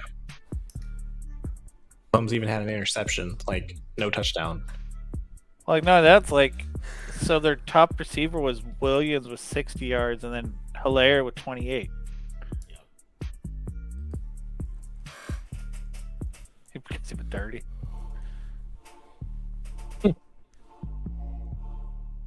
I didn't watch him much then, but I can honestly say this is the first time I've ever seen someone make that claim about him. I'm surprised. I'm gonna have to go dig up some dirt. Go gardening. Yep, do some gardening. Yeah, but I mean, that game, it went how we thought it would. They are who we thought we were. I mean, yeah. Honestly, I expected the Chiefs to do a bit better on offense in the passing I did game. too. I expected it to be probably a little bit closer. I expected the Chiefs to rely on the offense rather than the defense to win. And I feel like Patty's having an off year. Well, I mean, It feels like it. Super Bowl hangover, man. Yeah, but I mean, he's also, I want to say number 5 in passing yards this season. Like statistically, he's still not bad. He's throwing more interceptions, and people are expecting him to make those crazy throws, so they're staying a little more disciplined. Because before you catch him scrambling, they come down and he makes that play. And also, for some reason, this guy's dropping balls. Yeah, no, that's been a big one where it's the whole team is just things that they used to be able to do in their sleep. They're like, bouncing balls off their hands into defenders, or they're dropping like guaranteed TDs that they can literally do one-handed. And again, I think it's something about losing a Super Bowl just does this to teams where they just aren't themselves, where things they can do just don't. And over the lining. Yeah. For jumping ahead. But I feel like there's a lot of drop passes, and I feel like there's a lot of missed field goals. Yeah. I don't know what's going on with that. Don't get me started about missed field goals, man. Don't get me started about missed field goals. I don't get it. Like, what is up with these field goals? that started in the Super Bowl. After halftime in the Super Bowl. But not just field goals, but dropping balls. They dropped a lot of balls in the second half of that Super Bowl.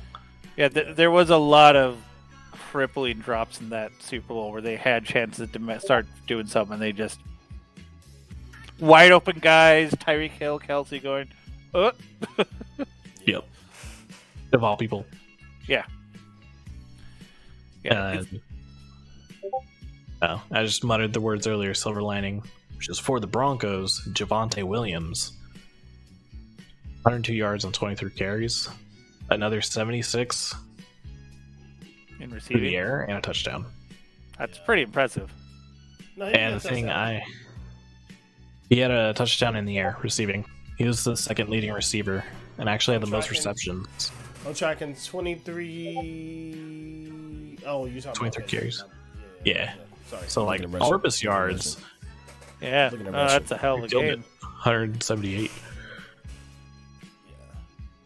Yeah. Well, I mean, like he's had some.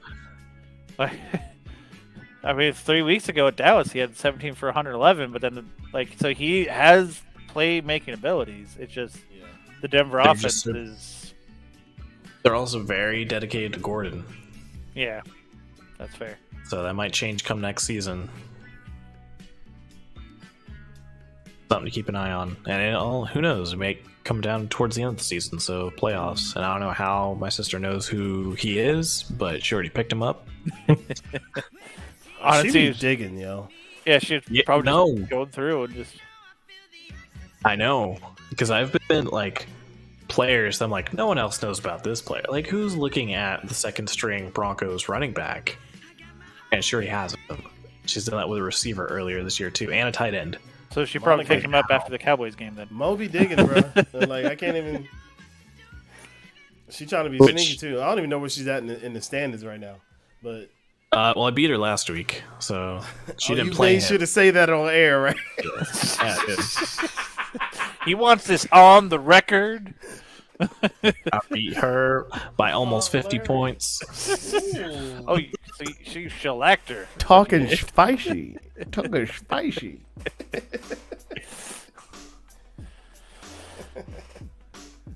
What's funny is she's 8th. Is she really? Yeah. Wow. She's 2 points behind mom. Dang, I didn't expect that.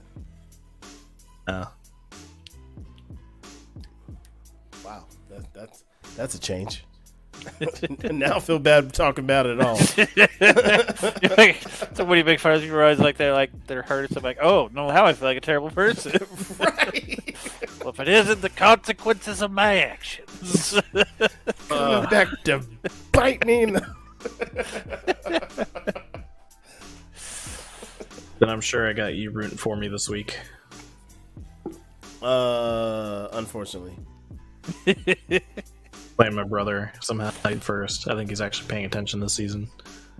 Yeah, I know, right? Weird. Yeah, he's first to 10 wins. So it's a weird year both in regular and in fantasy, huh? Oh yeah. He's actually like normally his brother doesn't set his team. Like so normally tacos it? Yeah, that's like He's like that wild card. Yeah. You know, some weeks he'll do it, some weeks he won't. because I feel like pretty consistently it would be like me, you, Yeah. and Jason's kind of been off. He's been busy.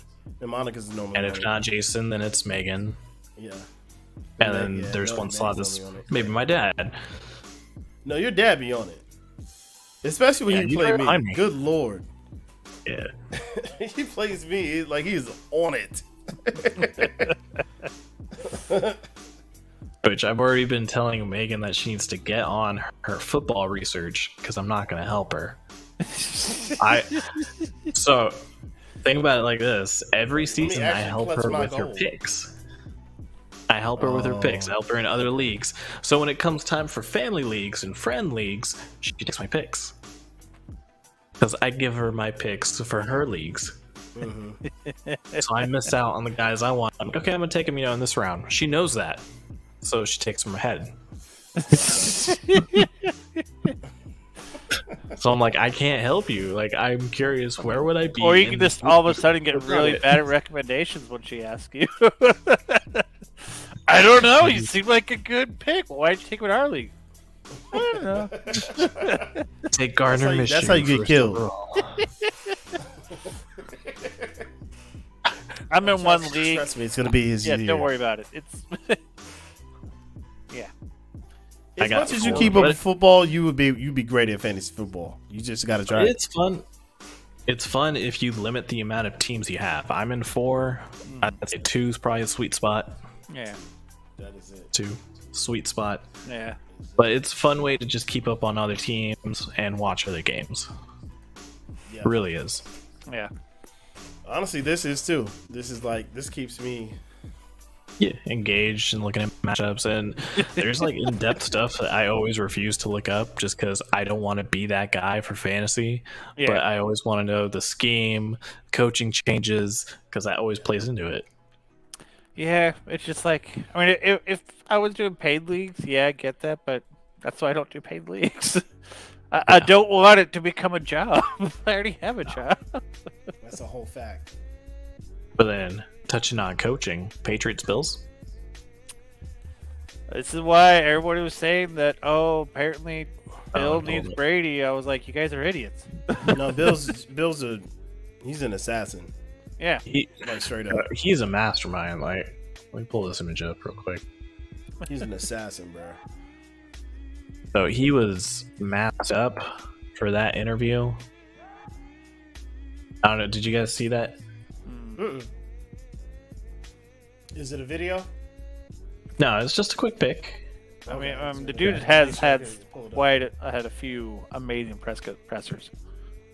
So this was before the game. It's come up a that's few bold. times.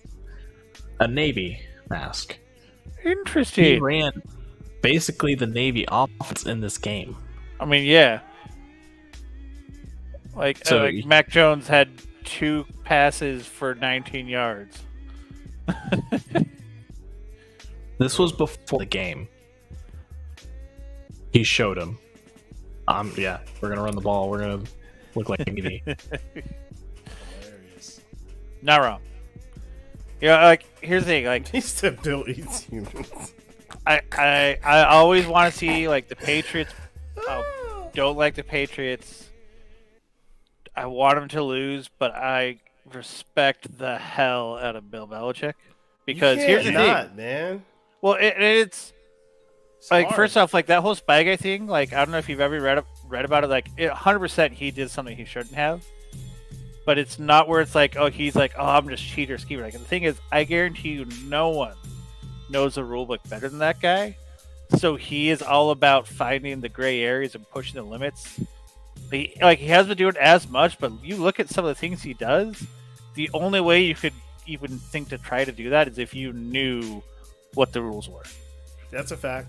Yeah, the guy is a hell of a. He is easily probably the best football mind we will have ever seen. Probably will ever see. Honestly, I don't know how he does it. Yeah, for sure. Tom Landry, shut up. I mean, honestly, the team like what it did last year. I don't think there's any team who could have won more than 5 games with what he had to work with during COVID. Like, really think about it. Like, so they had the most COVID opt-outs.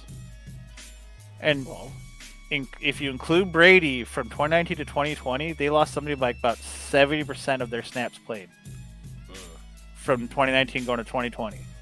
And that's not counting, so between injuries, COVID opt-outs, and people leaving. So he essentially had a brand new roster with Cam, and he still won like 6 games. It's the Belichick system, man. It is what it is. I mean, now I've had to respect Brady for being able to be Brady outside of the system, but that don't mean the system is no lesser. You know what I mean? With him not there, like honestly, stick quarterback here, they're gonna do good. Yeah. Stick running back here, they're gonna do good. You know what I'm saying? Like, I mean, and even with that, it's like. Yeah, Brady went around a Super Bowl, but compare the roster he had to what... Yeah. Like, you can't tell me he couldn't have thrown like Rodgers, Breeze, or someone else, and then they still wouldn't have at least been a playoff team. Yeah. So that's the other reason why it's like, yeah, Brady did great, but I don't think he would be where he is now without Belichick running that team. I don't think he would have. Especially at like that's a fair. As we've gotten mostly through the season too. Like watching Mac Jones play, it's similar to Tom Brady's early years. They don't ask you to do much. The defense, the running game is going to take the game over. We just need you to make these plays. That's it. That's fair. Yeah. Oh yeah. Defenses especially. Like I can't remember the exact breakdown, but if I remember correctly, no quarterback has ever won as many Super Bowls or conference championships with a top 10 defense as Brady had with New England. And that's on Bill. The dude knew how to put together defense. Coordinator, turned head coach. Yeah. And it's like, think about how many players they would get that were like, oh, this guy's a washed up person. They go to New England, they thrive. Or their stars would leave New England and they'd do nothing. Yep.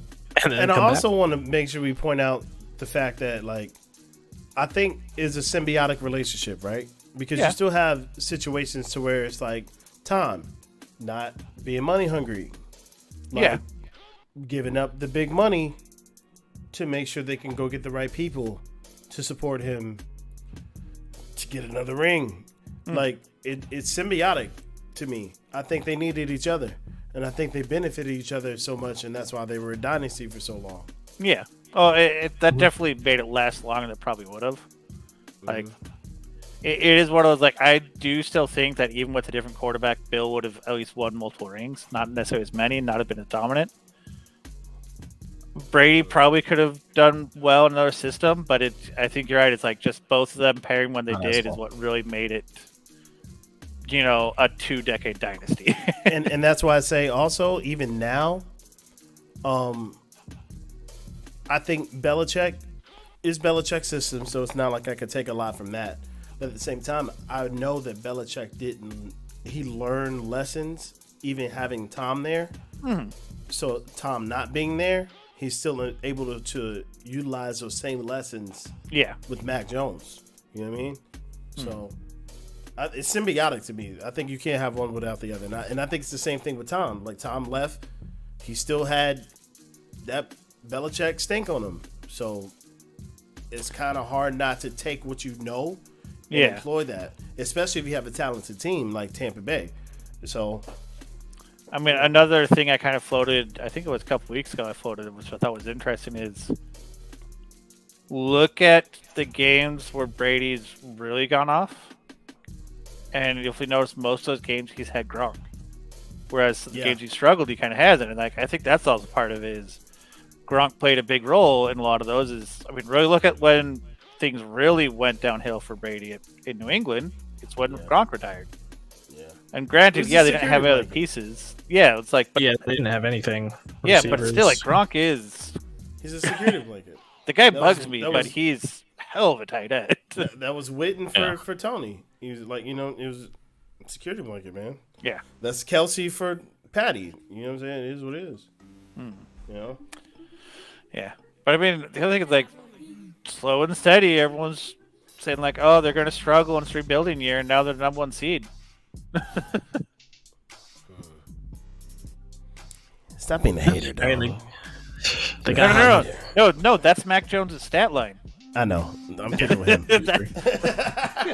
Yeah. Stop being a hater, dog. That's good. That is still so. It's like 2 of 3. Like, oh, is that his record? No, that's how many passes he made. Yeah, he was 2 for 3.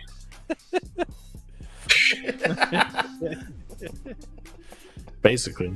Yeah. With the win they had, surprised Josh Allen did as well as he did.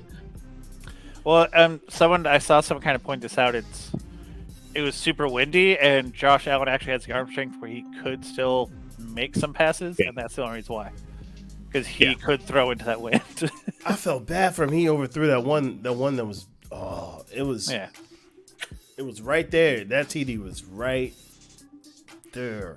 It was probably the wind carried away. Probably. Yeah.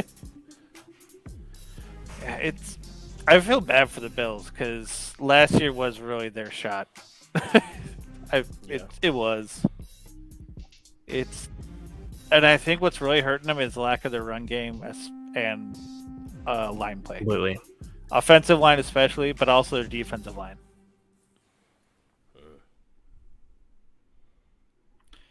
Yeah. Going into next week, we get to start off with your team. Steelers, Vikings. I mean, I think the Steelers win. I'm pretty sure I just said that. Okay, first off, can you even blame me at this point in the season?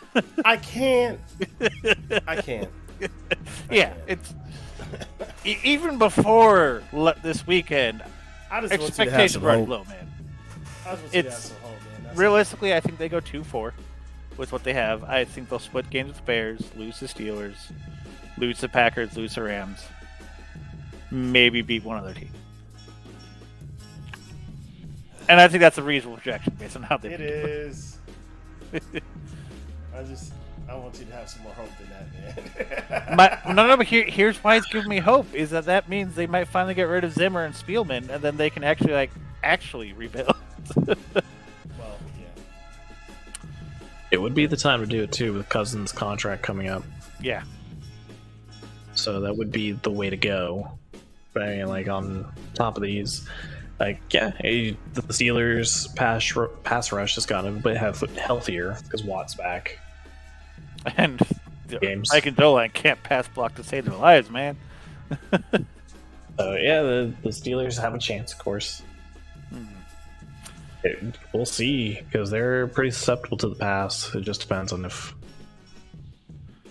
Yeah, but so are the Vikings, though. The Vikings, secondary, you have Old Man Smith, and that's basically it.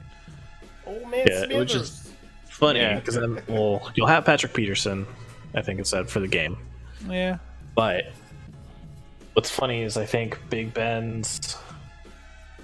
all his passes come in that area where there's gaps in your zone. Yeah. And especially if they don't have Kendricks back.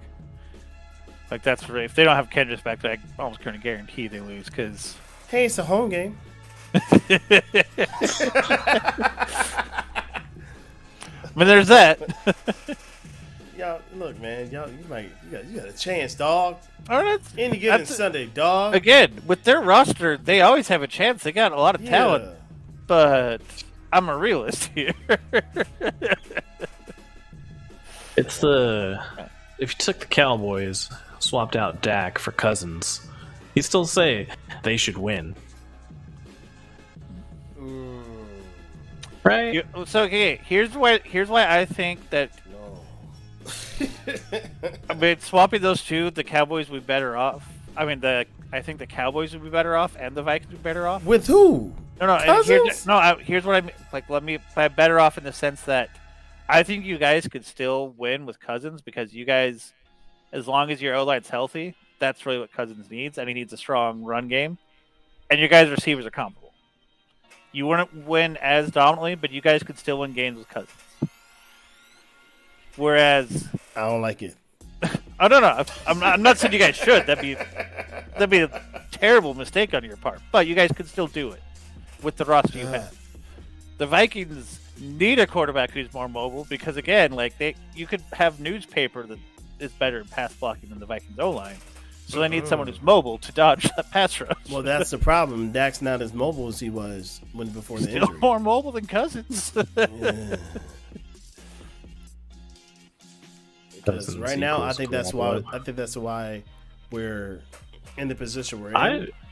Because he's not mobile, and it's basically stifling the offense. You know what I mean? Yeah. Like the threat of Dak getting the heck up out of there means that they gotta like keep a spy on him, see what else is going on, and you can't really rush him as much as you know what I mean, because he'll get out of there. They know that that's not the case right now. That's not the case at all.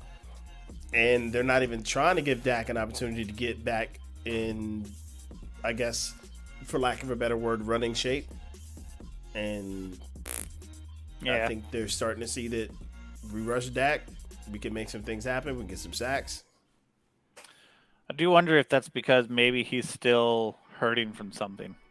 I don't think he is, man. I really don't. I don't think he is. I think it's I mean, I think that's part of it. Oh no, that's absolutely a part of it. Yeah. He is not running the same. He's not running the same ever since he got paid. Like when Pollard looks like you used to look, you might need to evaluate where you at. That's what happens when the running back gets paid. And I think that's the worst thing ever. What I think they should get the money. I think pay like as a person who loves that running back position. If I ever played, that would have been the position I would want to go out for. But with that being said, I think everything should be incentivized for running back. Because running backs aren't like wide receivers. You know, they can still go hard. They're not taking as many hits. But a running back gets paid and they're like, I want to make sure I have my money. Yeah. You know what I'm saying? Yeah. I mean, and that's the problem. They shouldn't be. They're a big part of your offense. Yeah. They shouldn't be disposable at all. But I mean, part of it is, but it should be incentivized. But it really is one of those like just pick by each position. It's the reality is, I'd say running backs outside of maybe linemen have the shortest career of really good years. Just by nature. Isn't it not better business at that point to make their entire contract incentivized? That's just good business at that point. But also at the same time, it's one of those. How do you get those guys then to go like, oh, if I have an incentive one, it's hard. If it's all incentives, because then that makes it even harder for the running backs. It's like, okay, then if you have one bad year, you need something to offset what happens if you get hurt. If you're in a position that has a high chance of getting hurt, the flip side of this is you have running backs that don't even try. I mean, yeah, you know what I'm saying. I'd rather have maximum effort than rich running backs that ain't doing nothing. Like, I think if you could structure a way where it's incentive heavy, but also has injury backup clauses where if they get hurt, they still get a payday.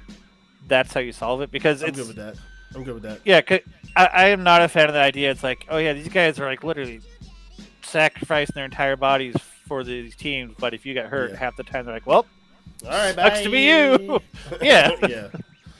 Yeah. And really, that window is getting smaller. And on top of that, like, there is an exception to this rule, which is Frank Gore. Mr. Eternal. Used to be. Frank. I mean, Frank ain't really. I think he can still get out there. No, I think you're but such also, a Niner. You believe in Frank Gore, like your wife. Frank Gore can stay healthy, but he won't. He'll average probably 30 yards a game. Frank ain't worry about no football. He trying to fight. Yeah. That's true. He's thinking of a front office job now.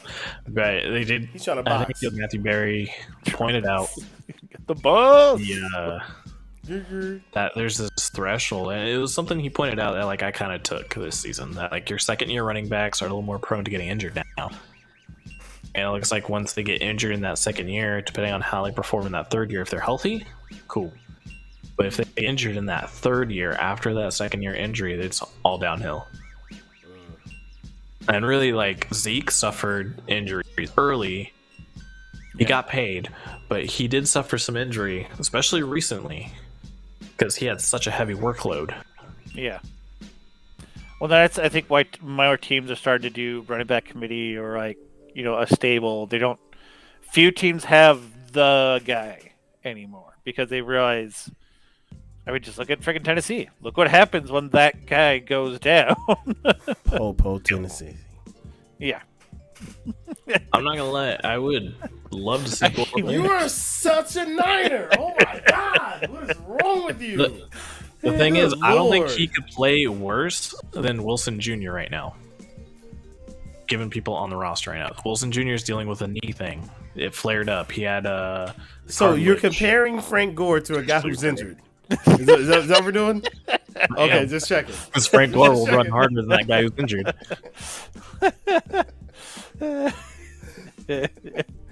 Yo, you're such a Niner. See, y'all say I'm bad. That's terrible. That's like asking me about if can Emmett still play? No. Seriously? Can T.O. still play? No. But cut it out, man. Emmett still did play. Huh? Didn't Emmett still play in his 30s? He was on the Cardinals, but he played. Yeah. That was also he had that star. Not just that, but also when was that? Okay, T.O. would have been a better example. Yeah. For a long time, T.O. was still in football shape. Could he have played for the Cowboys? Probably not. I'm just saying. Basically bringing Gore back right now would be when that whatever team drug Testaverde out of retirement, where you're like, okay, yeah, you guys are desperate. Come on, man. Come on. I don't see how it went, but it'd be one of those that fan fiction. They're like, I enjoy seeing it. Yeah. But also kind of in fiction. If it happened, I'd be a little concerned. As a fan, you'd like to see it, but from an actual football fan, you're like, oh god, no. Yeah. Oh no. Yeah. So the only thing that I have close to that is I've always had a Cowboys fantasy of Jerry Jones going to Jimmy Johnson with a blank check and being like, I'm sorry. It'll never happen. See, that went a different direction because I back. thought your fantasy was that Jerry Jones going down, taking a snap and just getting his head taken off when you responded. Oh God. And then they got dark. We've said this before. I think Jerry Jones is to the Cowboys what Al Davis was the Raiders. Oh, absolutely, man. no question about that. Yeah, no question about that. Yeah. But we got off topic pretty hard. We're only on Saints and Jets. We just hit Sunday. It's fun times. I mean, that's true. Here's what's sad. If first 6 weeks someone said, "Yeah, I don't know if the Saints will beat the Jets," you would have laughed at them, right? Yeah, right. But we're there. Yeah, I still give it to the Saints, though. I mean, yeah, but at the same time, I wouldn't confidently give it to the Saints at this point. Because the Jets can play defense, and if they get their QBs back, and if White plays, because I think he gives them a better chance to win. He's not wrong. Yeah. It's Mark Davis looks like he's getting ready for his picture of his first day at elementary. Is I think the term I used. Wait, now you know I gotta pull up. You know I gotta pull up. Hold on. Wait. Really? I always thought it was pretty sure Mark Davis' mom still does his haircut.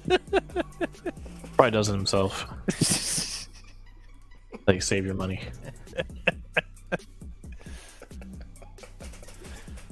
Oh. Yeah, and here I thought we were gonna get a picture of Mark Davis. I'm glad you spared us. Oh, that's coming too. That's coming too. Don't worry about it. So say it's over Jets. Okay, yeah, that's fair, right? Falcons, Panthers. Well, it's a little closer. I feel. I mean, I would lean Falcons just because I feel like the Panthers are just really hurt. Like, is McCaffrey out still? Right? He's out for the season. Yeah, he's out. He's done for the season. Just pull that up. Seriously, like who's told him that was a good idea? I mean, just see like that. You wake up and goes, yes, this is the look I'm going with. No, that's him going to the barbershop and being like, yeah, give me the, please. You ever see the Little Rascals? Yeah, I'll take that. Just take your clippers and go like this.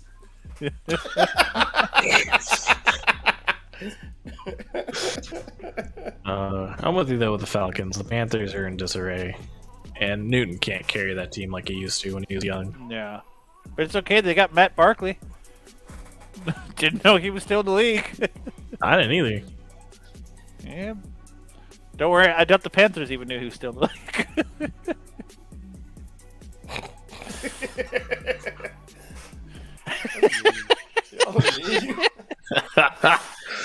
Hey, Mark Davis is fine because he doesn't have a soul for chucking a steal. It's okay. That was so mean.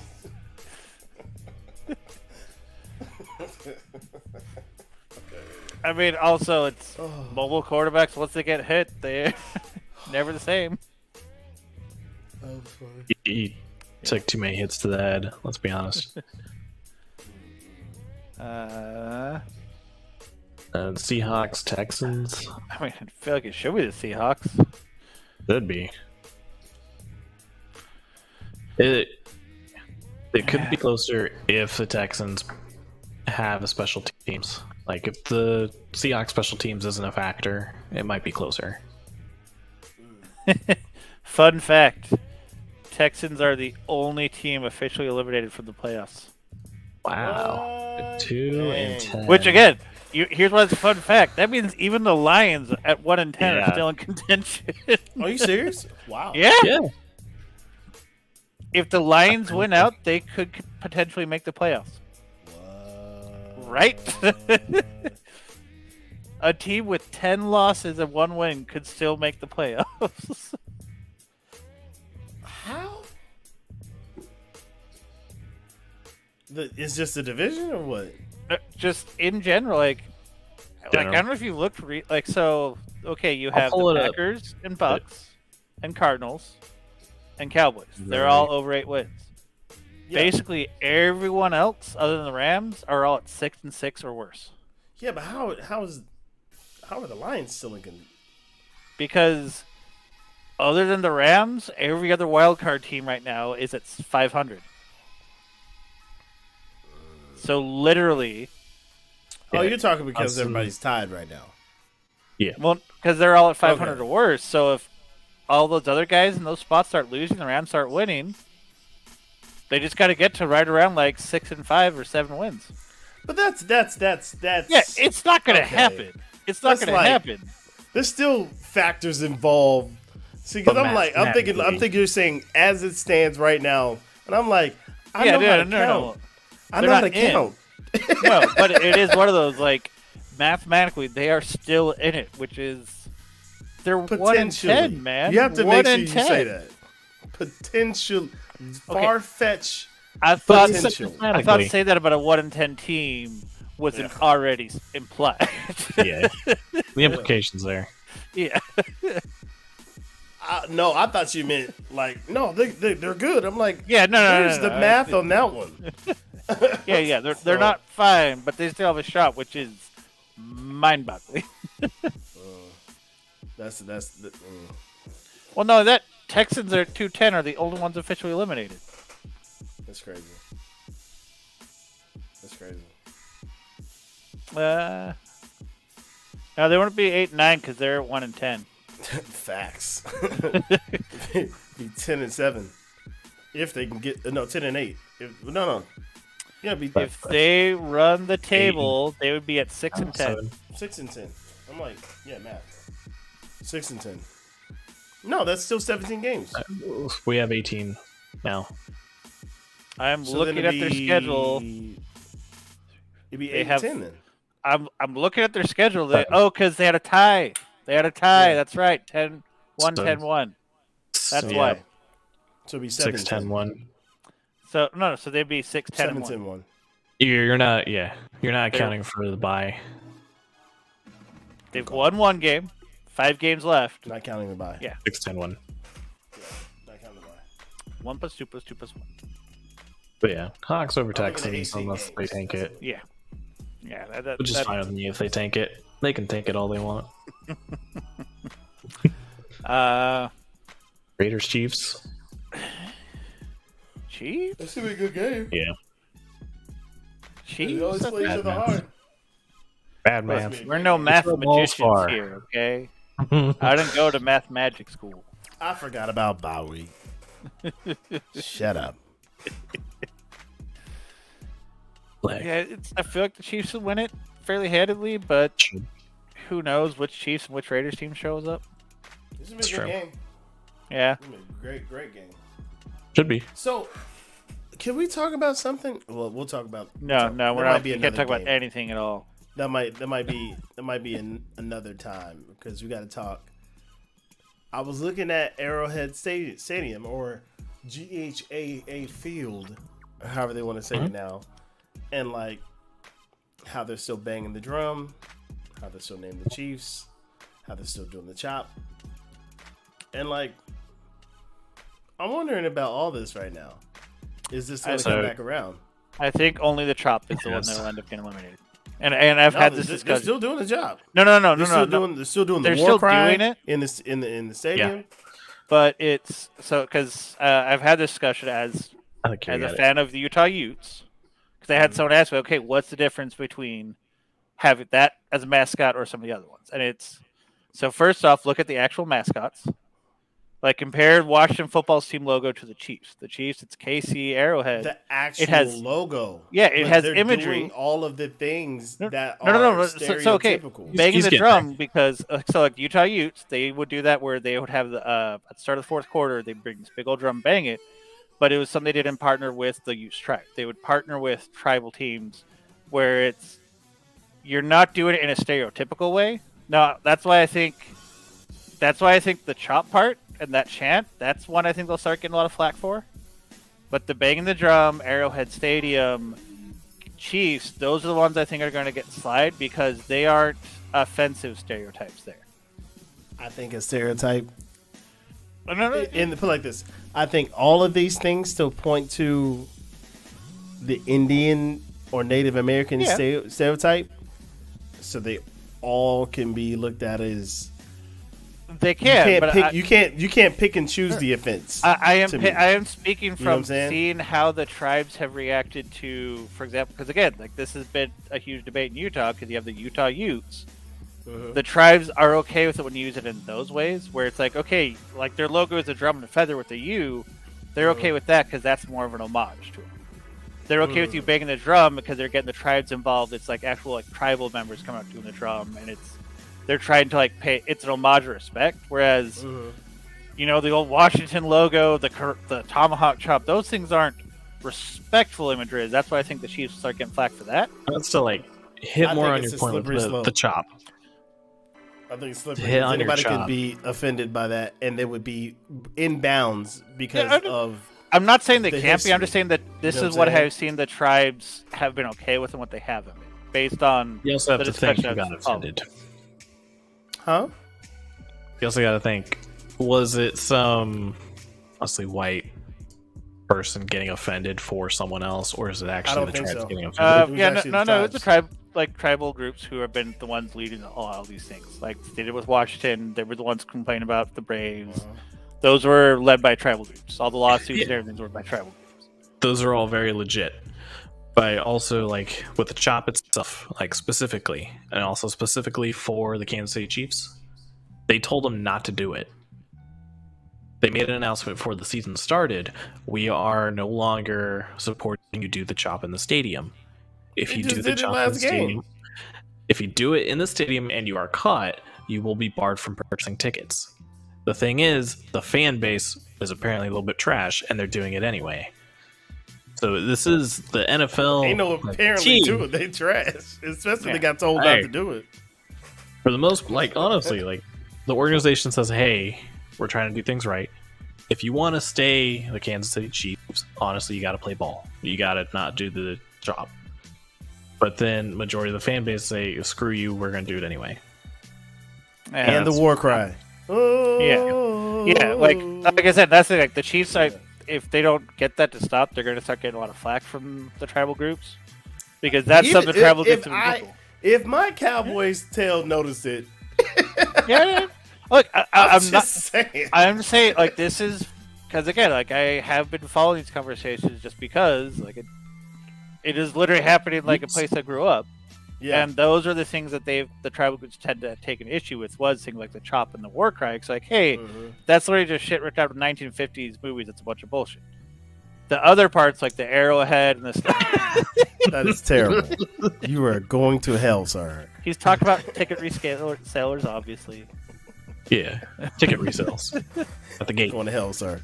I mean, but that's what I think is going to happen. Is I think they'll be able to keep the Chiefs. They'll be able to keep Arrowhead because the tribal groups have shown that they're okay with those.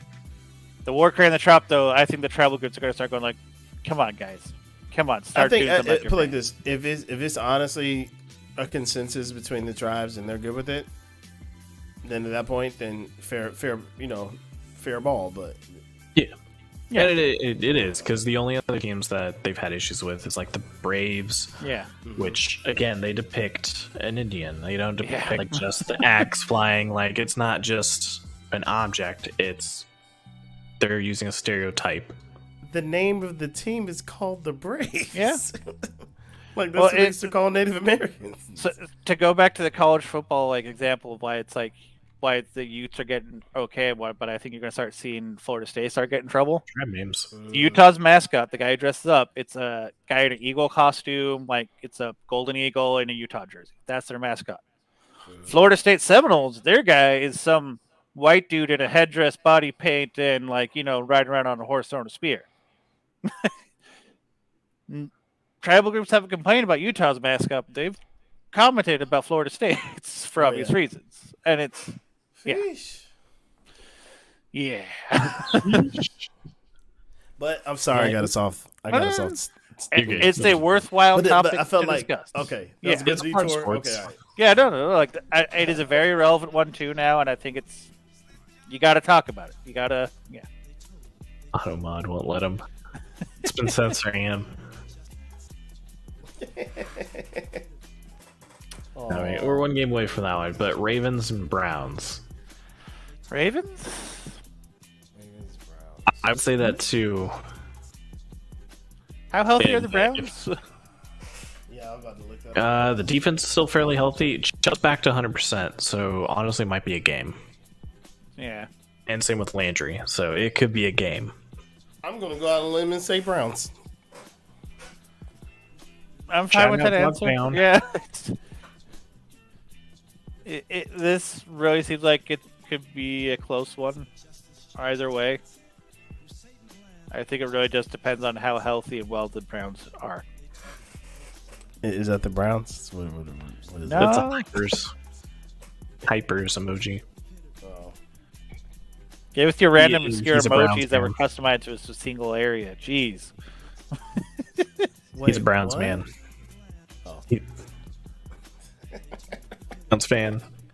He's a fan of the football team, Washington football team and the Browns. I do love that because they still don't have a mascot. I see them referred to in articles like, yeah, they're playing the football team. It's like, oh my, how generic can you be? I wonder if that ever's gonna switch up. Like they're ever gonna like find a way to get themselves a mascot. I honestly suspect at this point that they just did what the Guardians did and changed the mascot before going like, this is where we're going.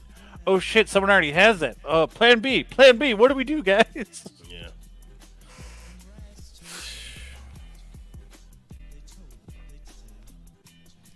Oh, he's going old school there. Shame. Just wait till we get there. So I would jump on the Browns could win that game because the Ravens can't run the ball and that's all they rely on. Yeah. But game on the list following that is Cowboys in Washington. I don't want to hear no besmirch of the great Cowboys. I don't know if we gotta do any more than they already did on the field, man. So think about it. Nah. Calm down, You Dr. have to do Evil. it twice. I'm not. This is like just fact talk. You got to play them twice. They are 2 games behind. This game is very important for both teams. Yeah. As much as you want to downplay, like you're gonna win. Yeah, exactly. Like it's in the bag. It's not as much. Nothing is ever in the bag. I just know my boys are gonna win.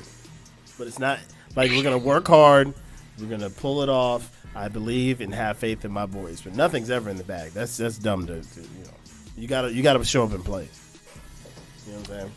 I mean, But they're gonna do that though. What's interesting? So, Cowboys 4-2 at home, 4-2 on the road. Washington 3-3 at home, 3-3 on the road. Interesting. They both have identical records, both at home and on the road. Interesting. So And it's off by 1 game each. Also, both teams undefeated in the division. Granted, 2-0 versus 1-0. So,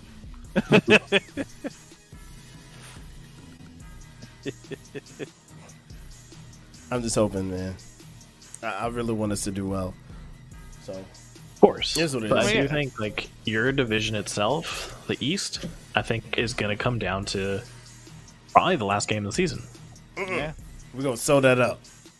Depending on if Washington can pull off this game. Yeah. Again, this is like not a vote against your team, just saying Yeah. what could happen. But I have to hold on and fight with every. Oh, I know. My beat, you know? Well, what's also, I didn't realize this. So Washington plays Cowboys, Eagles, Giants. Yeah, it's all division stuff. Yeah. Whereas you guys have a break from the division against the freaking Cards. Unfortunately, yeah. So that's rough. it is. That's rough for both teams. Yeah. It's like that's just it. I think your division might come down to the last game. I don't think so. Like you can believe all you want, and I love Did it. you hear this victory music in the background? This is just about to be happening right now. It's Victory. I mean, realistically, as long as the Cowboys win 2 of their 4 division games left, they win. Shit. But if you guys don't win this one, that makes that a lot harder, I think, because Washington's on a 4-game win streak. You guys are on a 1-game. Yeah, they're doing. Yeah. Now, let me like calm these stars down Real talk. and be honest. Like they look good, and I hate to admit that they look as good as they look, but they look good. But I just wonder how healthy they are right now. Yeah, that's fair. You know what I'm saying? So, with that being said, I think we have a shot because. Yeah. of the Oh, I do Elvis. too. Your squad is healthy enough. You have the talent that you should win this almost handedly. But if Washington defense have to shows show up up to like play. they have been, they do. If Washington and basically whichever team shows up to play, I think they'll probably win. Well, Like we can't take them lightly. Honestly, we should never take any team lightly. I And I think feel like the moments that we do that are the moments that we lose. more than anything, it's going to come down to how healthy and how well does the Cowboys O-line do. Yeah. Because that's really, if you guys O-line can keep, the Washington front seven in check, if you guys can open up run lanes, you guys are good.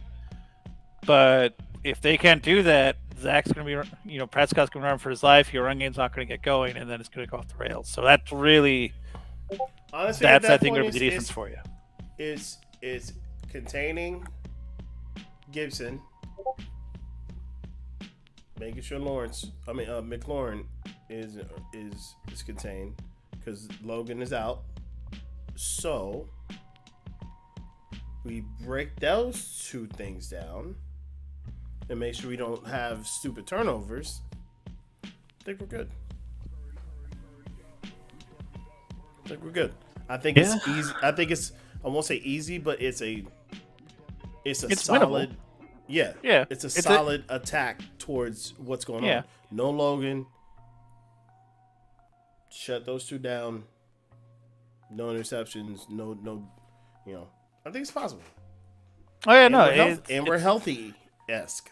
It's you guys should win it. You guys should be the favorites to win it, but it's also one of those. It's like right now, honestly, I put like 60-65 to 40-35 in your favor. Dang, that's all we get. We don't get no 80. It depends on your freaking O-line, man, because that is what you need to beat Washington right now, and yeah, because that's the other thing. It's also it's like so. Let's say you guys can contain Gibson's and McLaurin and start. If your O-line isn't able to keep pressure so you guys can sustain drives, what's going to start happening is that your defense is going to start getting tired and you'll start giving up more and more plays. Right. So that's why that's your key right there. Yeah, you're not wrong. We have to have enough offense in order to keep the defense off that field. Oh, so you Cowboys are 4.5 point favorites. So it is fairly close. Yeah. That's why it's like that 60%. One more time. Yeah. Well, and especially since it's a road game for you. That's the other reason why it's like, if you guys could win this, I think the odds are in your favor. Because then you get them again at home. Yeah. And in a couple weeks too. But again, even that game, I would be saying the same thing. I mean, yeah, you gotta show up. But I would still if you win this one, I would put that one in like a 70-30 split in your favor, just because you've already beaten them once and you're at home. That's a good sign that you're more likely to beat them again. But if you lose I just need the Cowboys to act like the Cowboys during the game. I've said this earlier. I was talking to somebody about it, and you guys are going to completely disagree with me, but it is what it is. Barring injuries, sure. And I've had this conversation with you before. Barring injuries, it incenses me because, and it's not because I'm a super fan, I'm looking at talent. On paper, who beats the Cowboys? On paper. It doesn't make any sense that we lose. The Bucks. I think I could give it other than the Bucks. Other than the Bucks, defending Super Bowl champion. Like other than the Bucks, I think there aren't many teams. There aren't many teams who have as healthy and talented as deep and talented as a roster. I will concede that. But and I get there's multiple factors in play. I get that. But it's incensing to see a loss when you know what we have on the team. Yeah, like it sucks. See, that's why you just gotta get used to it, become numb to it. Yeah. No, I don't want to be numb to it. Get out of here. That's where I feel like Washington has a bigger edge. Is I think their coaching staff is honestly better. Yeah, I think that's also they're more creative in their usage as far as the players they have. You know, they're not this vanilla offense that you get with McCarthy and Mr. McClapperton 2.0. Like, don't do that to him. He's a little bit better than him. Are you talking about Kellen Moore? Kellen's a little. Come on, don't do that to Kellen. That's. But he And I'm runs not in there, like he's I don't wave the. Here's the flag thing. on I him, say this as but someone that who has I don't- been I a don't fan wave of his Kellen Moore flag, since man. he was in college as a quarterback. I don't wave the Kellen Moore flag. I know. But to call him Tony, Jason Garrett that's insulting. Look, that's insulting. The thing is, like, since McCarthy came in, he has a chance now to show what he could do as a play caller and as just an offensive coordinator, because Jason had a major override on whatever he wanted to do while he was there, and Jason wanted to run his scheme, which is very plain. But they really haven't shown any creativity. They haven't shown schematically getting the playmakers in space. They What haven't you mean? shown... Kellen's had like how many trick plays I'm not have we giving- done this year? We've done a Trick lot. plays when you saying having creative schematics doesn't mean trick plays. I feel you. It but goes beyond Put that. it like this: he's talking vanilla offense. You can't have vanilla offense with trick plays. You know what I'm saying? Like you can't have vanilla offense thinking they're probably never going to see this coming. You know what I mean? So that's where I'm creative kinda going with schemes are different from trick plays. that. I know, 100% agree. And that's what they like. You guys have had trick plays, but you can still have a vanilla offense with trick plays. As a Utah fan, believe me, that's been their bread and butter for like decades. Where run, pass, maybe a trick play or two. Creative schemes is where you're still doing like a normal play. It's not so much trickery. It's just the routes, the combinations. It's make it it's really well hard thought, to it's defend well thought out because routes. yeah, exactly. Well thought out routes, well thought out runs, well and thought then out options. combining them I in a got way you. where it's really hard to defend. That's I think what he's more speaking to is having that where it's like, okay, it's hard to defend because you don't know what to defend. You have no idea which way to go. It can go other way. It goes beyond. Instead, and that's they rely on the talent. Yeah. Yeah, they do. They do too much. Honestly, I don't understand why we keep pushing Zeke up the middle. He's better in space. He's shown you he's better in space. So I mean, give him the space. A perfect example. There's no halfback tosses. No, like. I think a perfect example of, and this is something that always drives me crazy, is why is it when you have teams who have two really strong or amazing running backs, you don't see them use them both on the field more? Oh no, they use ours. Tony's in there a lot. No, I mean both on the field. Two back sets. You guys do a lot of two back sets. Oh no. That's what I mean. We used to do that. We used to do that. When we had a 3-headed monster. Why don't more teams do that? Yeah, I don't know. That's actually a fair question. I don't know. Yeah, they do it with their fullback and Juszczyk. Yeah, I wish we had him. Good God! But I mean, honestly, I've been saying this since the Vikings had AP and Chester Taylor. Where I'm like, you guys got two solid running backs. Why not use them both at the same time? They're your two best offensive playmakers. But it's because, like, I'll say like that. So if you have Pollard, Zeke, Lamb, Cooper, whoever else you want to throw in, Schultz, and you do like some sort of run option type thing, who are you covering? Yeah. Especially like, oh, everyone's covered. Prescott runs away. I'm too afraid to put that kind of talent in the backfield, man. Because it'd be another situation where somebody where's the word at? Another situation, somebody get hurt. You know what I'm saying? Like, leave them where they're supposed to be at. No out of position plays. Thank you, sir.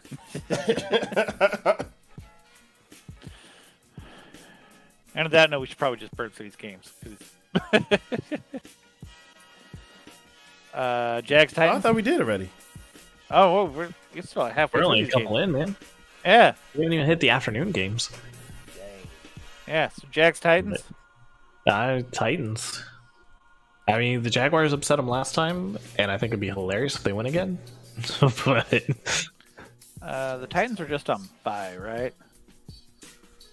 I mean, I don't know. It depends on if the Titans That's the regroup. poop game of the week. It depends if the Titans regroup or not. Mark Davis' hair. That hair can derail a train.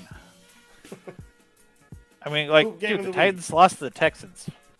Is it even going to be televised? That's myself. Not around here. Yeah. I don't know. Titans heavy favorite, but I'd give that sliver a chance to the Jags if they upset them. Because didn't they upset them once already? Because this is a division game. I think so. No, they beat the Jags last time they played. It was the Texans who upset them. And that's what I'm saying. Okay. That was 2 games before their bye they just had. So the Titans are on a 2-game losing streak. Granted, one was the Patriots, but still. Yeah. Again, should be the Titans. Chargers, Giants. I'd, of course, take the Chargers. Yeah. As long as Eckler comes back and they have a run game. Otherwise, I think Herbert's going to throw picks here and there. I still think they'll win just because. Well, it's the Giants. Well, yeah, like Daniel Jones is a terrible quarterback. He's still the best quarterback they had, which is a bad sign. Well, Jones is unlikely to play too. Yeah, really. With a neck injury, so it's going to be Glennon again. Yeah, so which also means that if you need a pickup in defense, you might as well pick up the Chargers this week. Might have to. Bills have been doing so too hot for me the last few games. That's fair. Lions, Broncos. I mean, it should be the Broncos. And I say that more confidently than I said it about the Vikings Lions. That's fine. But we'll see. That's a tough one. How do you feel about the Bengals, man?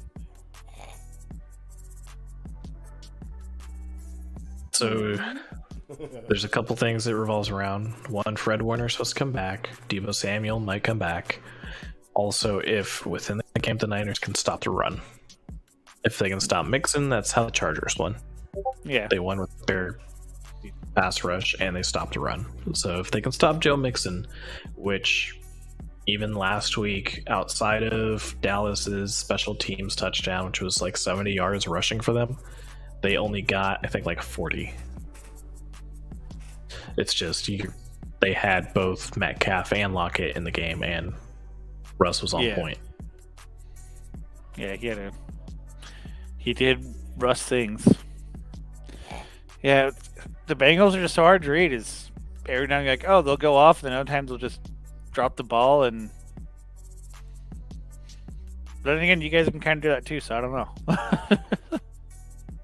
Yeah, I definitely feel that, especially if Mitchell, if he doesn't come out of the concussion protocol. Given he had such late symptoms that didn't hit until Monday. I mean, it's up in the air. He actually might be back. Yeah. If Mitchell's back, I'm more confident than I would be without him. Especially since Wilson Jr. tweaked his knee. And at that point, we're relying on Hasty at running back. And then it's going to be a lot of Debo. Yeah, that's going to be difficult. It falls around injuries for me on that one. But of course, I'll take my Niners. That's fair. I mean, this feels like a big game. I think I know who I favor just because they've been on a downward trend, but the Bills, on paper, the Bills should be able to do something, but yeah, that's a team that's fallen from grace. I'll still should be able to do something. Beat Tampa Bay, probably not. I mean, that's it's. So they barely lost to the Titans, barely lost to the Jags, got destroyed by the Colts, barely lost to the Patriots. Yeah, but then they beat the Chiefs. They beat Washington. Yeah. It ain't definitely nothing to sneeze at, you know what I'm saying? So. Yeah. Well, and especially like the other reason why I think they have a shot is the one thing the Bucks can't really do very well is pass defense. And that's the one thing the Bucks can't do well. Yeah. Sorry, the Bucks have a bad because of the injuries. So that's the reason why I think the Bills have a shot. They don't need the run game going. But the downside is that the Bucks have a run game and the Bills' rush defense isn't there. So That's going to be interesting too, because like there's an article that popped up yesterday. Sherman could return for this game, but they're looking at giving him reps at safety, which would be interesting because he is Winfield hurt? Because I've seemed to recall somebody he was suspended or hurt, so that would make sense. Oh no, doesn't look like he is. So okay, interesting. I mean, yeah, I think the Bucks should win it. But it's one of those, like, if the Bills want to be a playoff team, they got to win this game. Yeah. And that's what it comes down to. Bears, Packers. Packers. Their first game was close. But yeah, it should be Packers. I mean, the Packers did just lose the Vikings 2 weeks ago, so division games, it wouldn't be the weirdest thing for the Bears to beat them. But yeah, I think it'll be the Packers. Especially with it being in Lambeau. Yeah. I don't even think it's going to be close. I mean, probably not, no. I'm honest, this is, I think, the biggest and also potentially best game of the week with the Rams-Cardinals. Best game of the week? I don't know about that.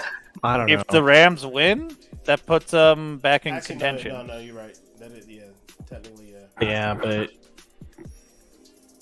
I don't really see the Rams winning. Honest. Yeah, that is the best game.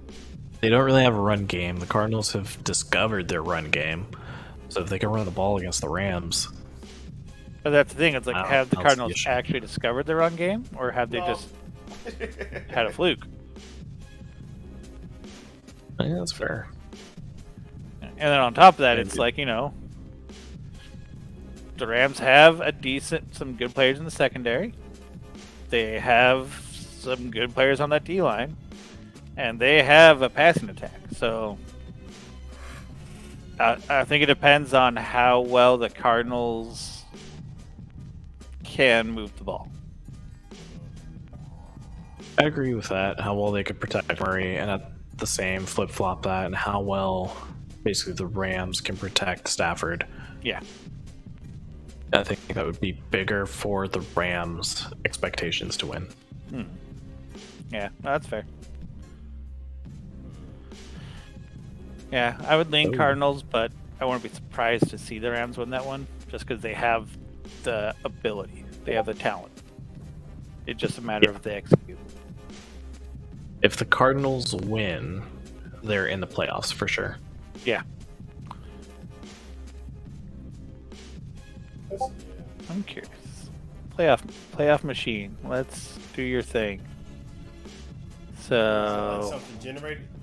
Playoff machine generates stuff. It's what I was looking at. Wait, pull it up on the screen then. Why not? Show the people.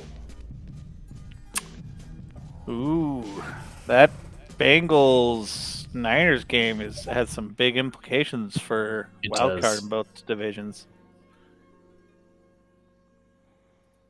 Oh wow!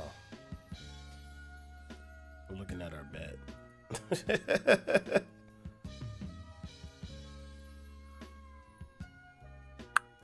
You flip that. Let's see. So if we go with all the picks we made. So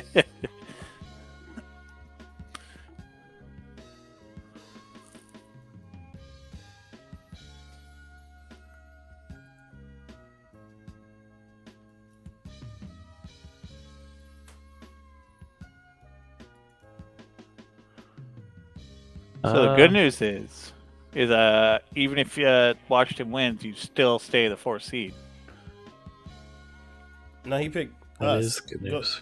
Yeah, no, but even if Washington wins, you guys don't move. So basically, the only real major impact will be to the wild card seeds.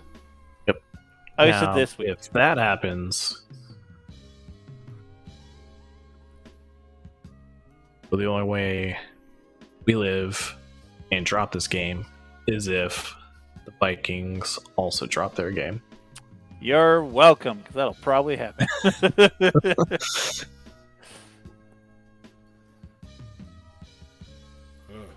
In turn, I'm just curious. Yeah, if Pittsburgh wins, they're in the playoff picture over here. No, sir, don't like it. Wait. Oh, if Pittsburgh wins, it knocks Buffalo out based on us saying the Bucks win. They would stay in. So basically, they're in do or die country now.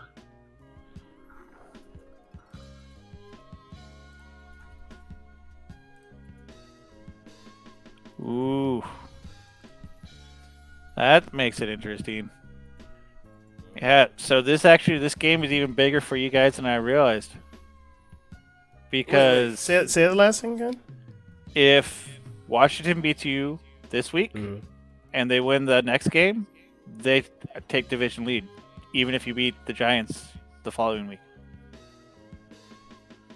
Yeah, but we'd have to pick all the matchups for the next week too, right? So that looks like it's based on. So I went through week 14. I picked everyone we assumed we picked would win. Going to week 14, I just flagged if Washington beats the Eagles and you guys beat the Giants, Washington could still overtake you because of the division record. So basically, you guys need to either win this week, or you would need both Washington to lose to the Eagles and to beat Washington the following week, or else they would be 4-0 in the division and undefeated, and they would take first place. Yeah. So this is a huge game for you guys. Like if you win it, you're good.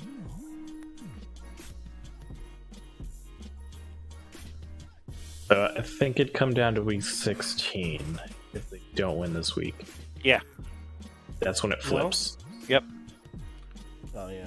So this is given. Still be in playoffs though. You'd still be in the playoffs, but you Washington would be the 4th seed. You guys would be a wild card going on the road.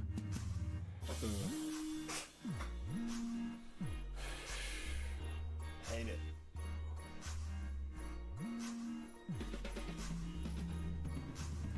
Yeah, you guys would then have to go on the road. It looks like to potentially play the Bucks. Yep. Granted, other things go the way. So. I don't like that. I mean, that's fair. Totally fair. I don't like that. Yeah, because at this point, because week 16 might decide as far as seeding goes between the two of you. That is all barring if you guys lose to Washington. Because then you guys could potentially get knocked out. We can. Any week we can get knocked out. We're on a week-to-week basis here. I know where we are. Yeah, but it's basically if Washington wins and then you both win out the rest of the season. Well, if Washington wins, against you guys that first week, then you need that second win against them. Because even if you guys both win all the other games, all Washington has to do is take those 2 games, and they take the division from you. So, at the very minimum, you guys need to split those games with them. But we still, as long as we still can make it into the playoffs. Yeah. I want the division. Let me be fair. Well, here's the other interesting thing. If that happens, let's say Washington takes both teams, but you guys went out, there's a very good chance that Washington goes in the 4th seed and you guys go into the 5th seed and have to go face them in the first week of the playoffs.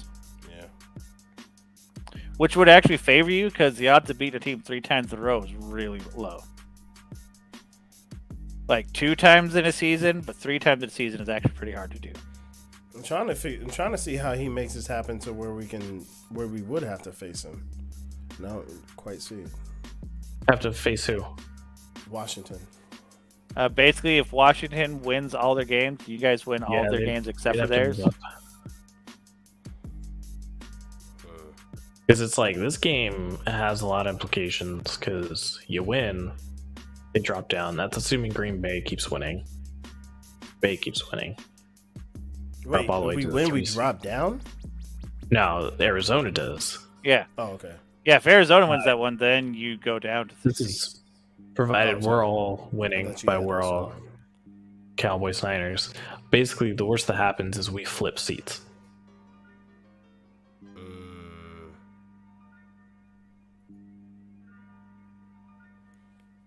Say off chance you beat the Cardinals. Do you have any other losses on there? Just to Washington for you guys, I think, and I want to say it's 1.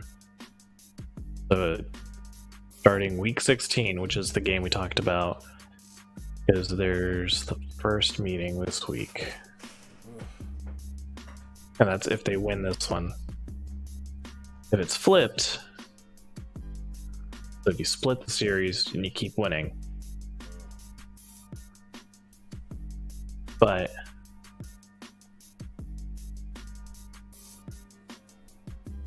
realistically, we're gonna win. Realistically. As it stands, I think it looks like the only teams that really control their destinies full up is if Arizona and New England went out, they keep the first round locked up. That's it. But if either of those teams drop a game, we could potentially see like a lot of shifting all the way through to week 18. Which is going to make fantasy and the games themselves really interesting. Like, we could conceivably see the most teams playing all their starters just because they're still trying to lock up a playoff spot or a certain seed.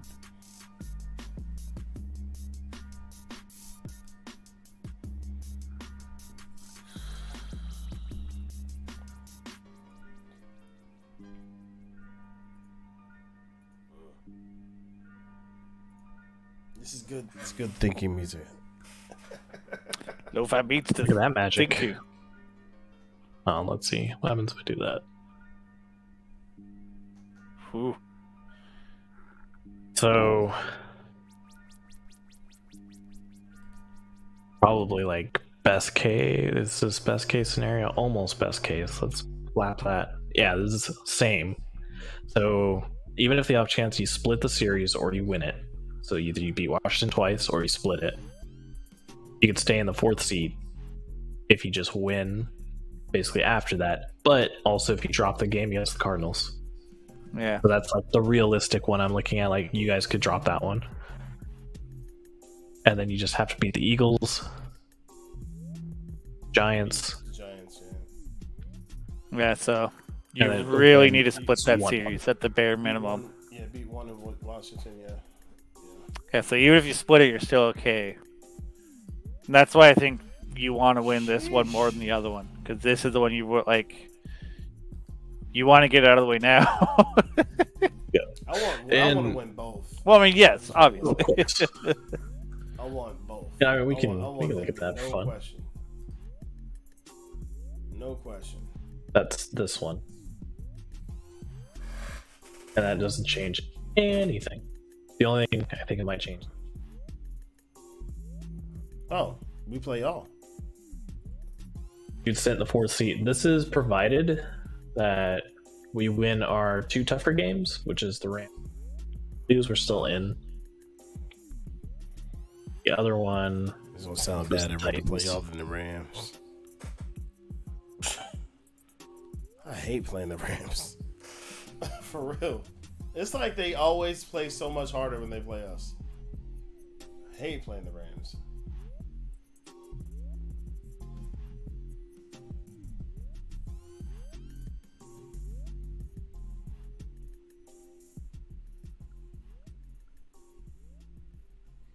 Right now, I'm trying to see if I can get the Lions into the playoffs. You pull that off, you my hero. 14.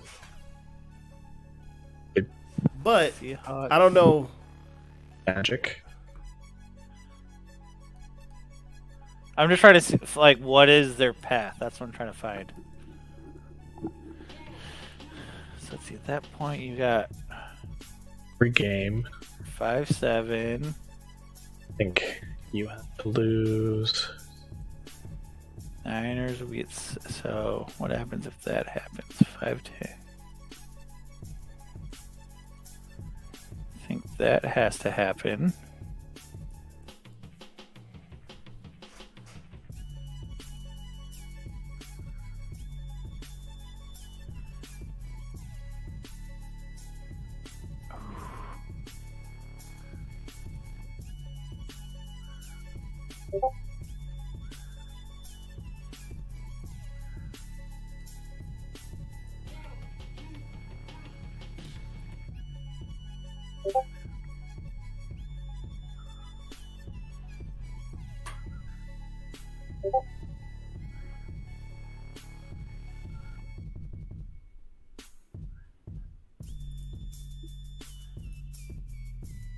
I don't know. I don't know if it can happen. Yeah.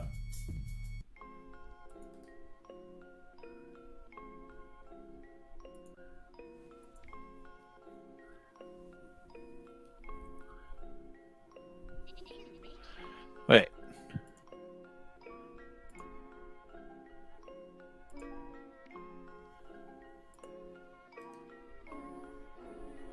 So let's see. Maybe I'm going about this wrong.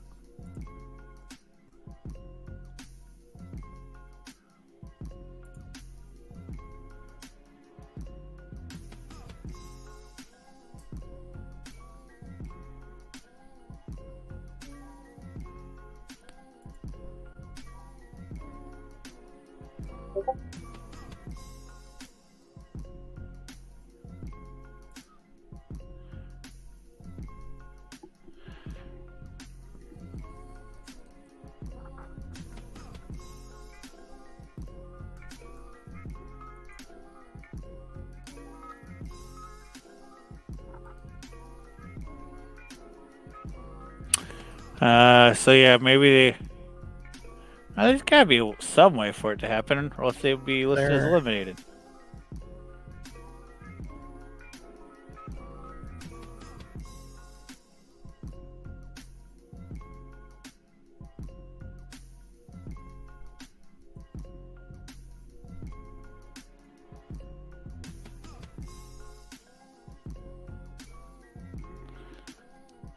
Have you found a way to make it work?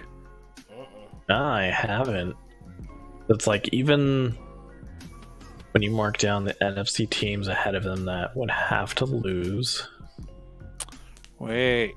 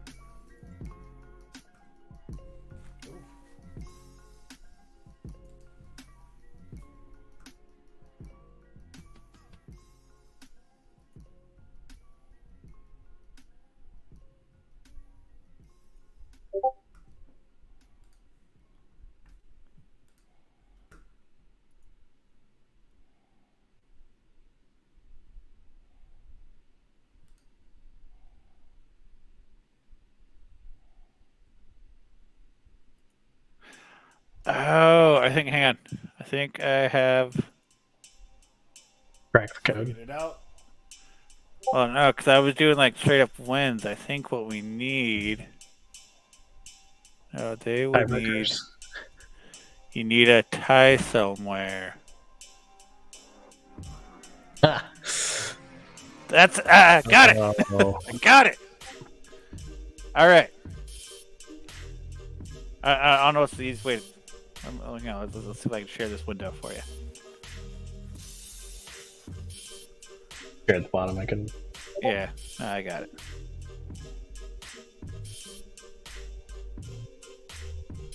This guy here. All right. Okay. So week 14.